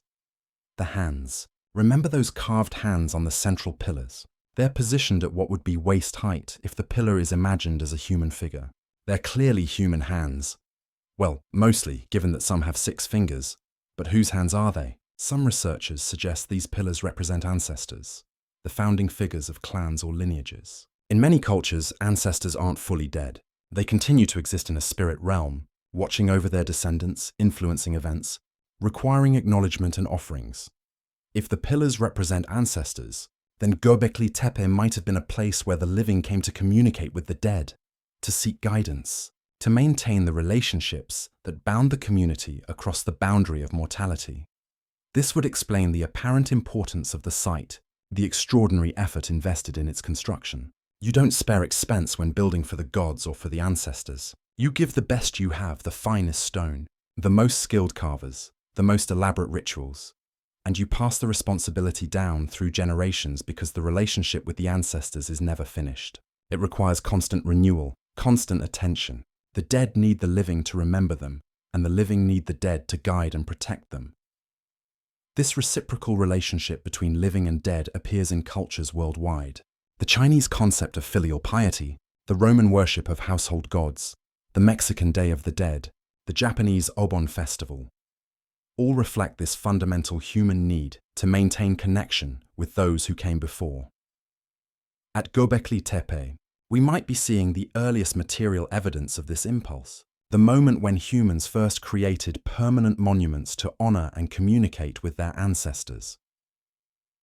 The symbols carved at GOBEKLITEPE aren't a language we can translate directly. There's no Rosetta Stone, no bilingual inscription that will unlock their meaning with certainty. But that doesn't make them meaningless or incomprehensible. They speak in the language of symbol and archetype, in patterns that resonate across cultures and throughout human history.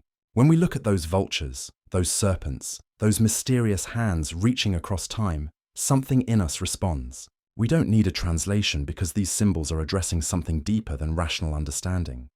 Jung would say they're speaking to our collective unconscious, to patterns of meaning that exist prior to culture and language. Campbell would say they're early expressions of the monomyth, the hero's journey, the eternal story of transformation and transcendence. I'd say they're evidence of something profoundly human, the need to make meaning, to find patterns in chaos, to connect with forces larger than ourselves. The people who carved those symbols were like us, facing the same fundamental questions. Why are we here? What happens when we die? How should we live? They answered those questions in stone, in symbols that would outlast their culture, their language, even their names. And now, 600 years later, we stand before their answers, recognizing something familiar even as we struggle to fully comprehend. That recognition, that sense of connection across the vast gulf of time, that might be the real meaning of the symbols. They're saying, we were here, we wondered, we created, we tried to understand. And in that, they're not so different from us at all. There's a question I've been dancing around this whole time, a question that's probably been nagging at you too. What does it all mean? What is GOBEKLITEPE trying to tell us? It's a dangerous question because it's so tempting to project our own desires and anxieties onto ancient stones. New Age mystics see evidence of lost advanced civilizations. Religious fundamentalists see confirmation of biblical narratives. Skeptics see nothing but rocks and refuse to speculate. But I think there's a middle ground, a way to approach this question that respects both the evidence and the mystery, that acknowledges what we know while remaining open to what we might not yet understand. So let me offer not answers, but reflections, patterns I see emerging from this ancient site that speak to something timeless about human nature. GOBEKLITEPE teaches us that the need for ritual, for ceremony, for shared symbolic action, isn't a luxury that emerges after practical needs are met. It's fundamental to who we are as a species. Those hunter-gatherers invested extraordinary effort in creating sacred space, not because they had nothing better to do, but because they needed to, because something in human nature demands more than mere survival. We need meaning. We need connection. We need to participate in something larger than ourselves. And here's the kicker. That need was strong enough to drive the creation of GOBEKLITEPE, and the regular gathering at GOBEKLITEPE might have been the catalyst for all the social innovations that followed. Agriculture, permanent settlements, complex societies, civilization itself. If that's true, it means that spirituality isn't a byproduct of civilization. It's a cause. The drive to connect with the transcendent is part of what makes us capable of civilization in the first place. That has implications for how we think about ourselves today.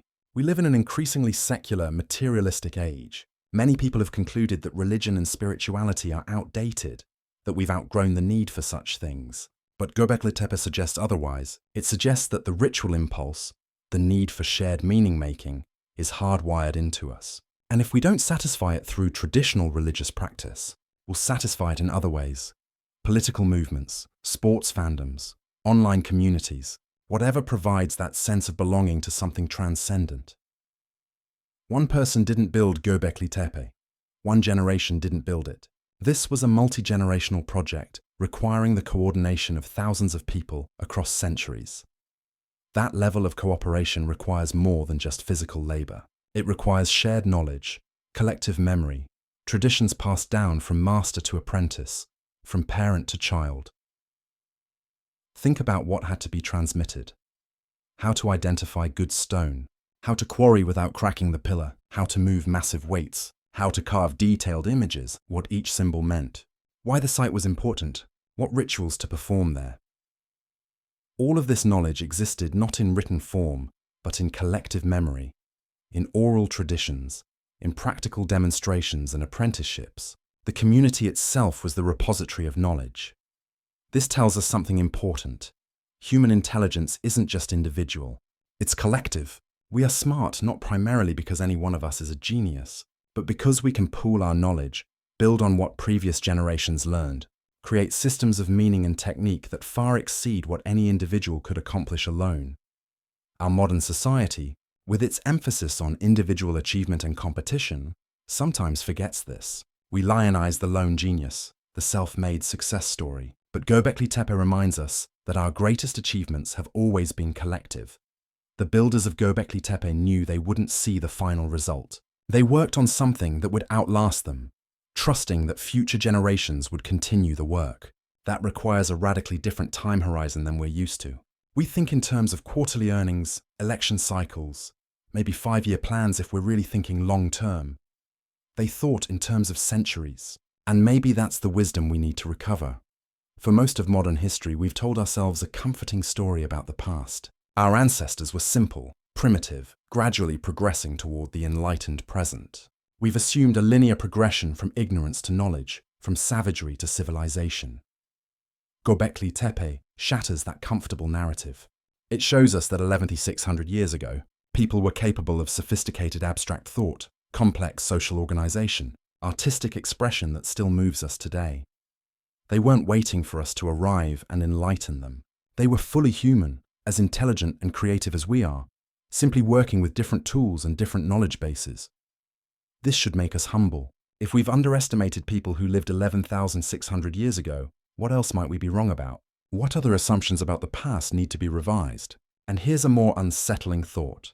If they were as smart as us, why don't we know more about them? What happened to their knowledge? We know they had sophisticated astronomical observations, complex mythologies, elaborate rituals. Where did it all go? The answer, of course, is that knowledge without writing is fragile. It depends entirely on continuous transmission. Break the chain through warfare, disease, climate catastrophe, whatever. And centuries of accumulated wisdom can vanish in a generation. We live in an age that assumes knowledge is permanent, that what's been discovered will remain known. We have libraries, databases, the internet. Surely knowledge is safe now. But GOBEKLITEPE reminds us that civilizations fall. Knowledge can be lost. The continuity we take for granted isn't guaranteed. Maybe that's part of why the builders buried the site. Maybe they understood in some deep way that preservation requires more than just hoping current generations will maintain tradition. Maybe they were trying to secure their message in the most permanent way they knew, by hiding it in the earth itself, trusting that someone, someday, would dig it up and remember. Above all, GOBEKLITEPE shows us that the impulse to seek, to question, to reach beyond the immediate and tangible towards something transcendent, this is fundamental to being human. Those hunter-gatherers could have lived their entire lives focused on survival, finding food, avoiding predators, reproducing. Many species do exactly that, and do it successfully. But humans couldn't leave it at that. We had to ask why. What does it mean? What comes after death? Are we alone in the universe or part of something larger? And we couldn't just ask these questions internally. We had to externalize them, materialize them, build monuments to our wondering. GOBEKLITEPE is, in that sense, the world's oldest philosophical question rendered in stone. It's humanity saying we don't just exist, we need to understand our existence. We don't just survive, we need to find meaning in survival. That drive to seek meaning, to connect with the transcendent, to create something that outlasts our brief individual existence. That's still with us. You can see it in every cathedral and temple, every work of art, every scientific theory that tries to explain the cosmos. We're still climbing that hill, still raising stones, still carving our questions into whatever permanent medium we can find, hoping that our wondering will echo across time. Maybe it's this. You are the inheritors of a long tradition. The questions you're asking, about meaning, about connection, about why we're here, these are ancient questions. Your ancestors were asking them 11,600 years ago, and they're still unanswered. But the asking matters. The seeking matters. The gathering together to grapple with these questions, to create shared meaning, to participate in something larger than individual existence. That's what makes us human. GOBEKLITEPE says, "You come from seekers. You carry their blood, their DNA, their restless curiosity. They built this place to commune with forces they barely understood, and in doing so, they sparked a revolution that would lead to everything you know. Agriculture, cities, writing, technology, all of it. But don't mistake that material progress for the goal. The goal was always transcendence, connection, meaning. The material achievements were just tools, means to an end. And that end, understanding our place in the cosmos, connecting with something eternal, finding meaning in existence, that quest continues." GOBEKLITEPE was one chapter in that quest. And you, reading this now, are another chapter, continuing the search that began when the first human looked at the stars and wondered, what does it all mean? The stones don't have a final answer. They never did. But they're asking the right questions. And maybe that's enough. Maybe the point isn't to find ultimate answers, but to continue the conversation, to keep asking, keep seeking, keep building monuments to our wondering. Whether those monuments are made of stone or science or art or philosophy. GOBEKLITEPE reminds us, you are part of something ancient and ongoing. The quest for meaning didn't start with you and won't end with you, but your participation matters. Your wondering matters. You are carrying forward a conversation that began before history, and you have the opportunity, the responsibility, to pass it on to those who come after.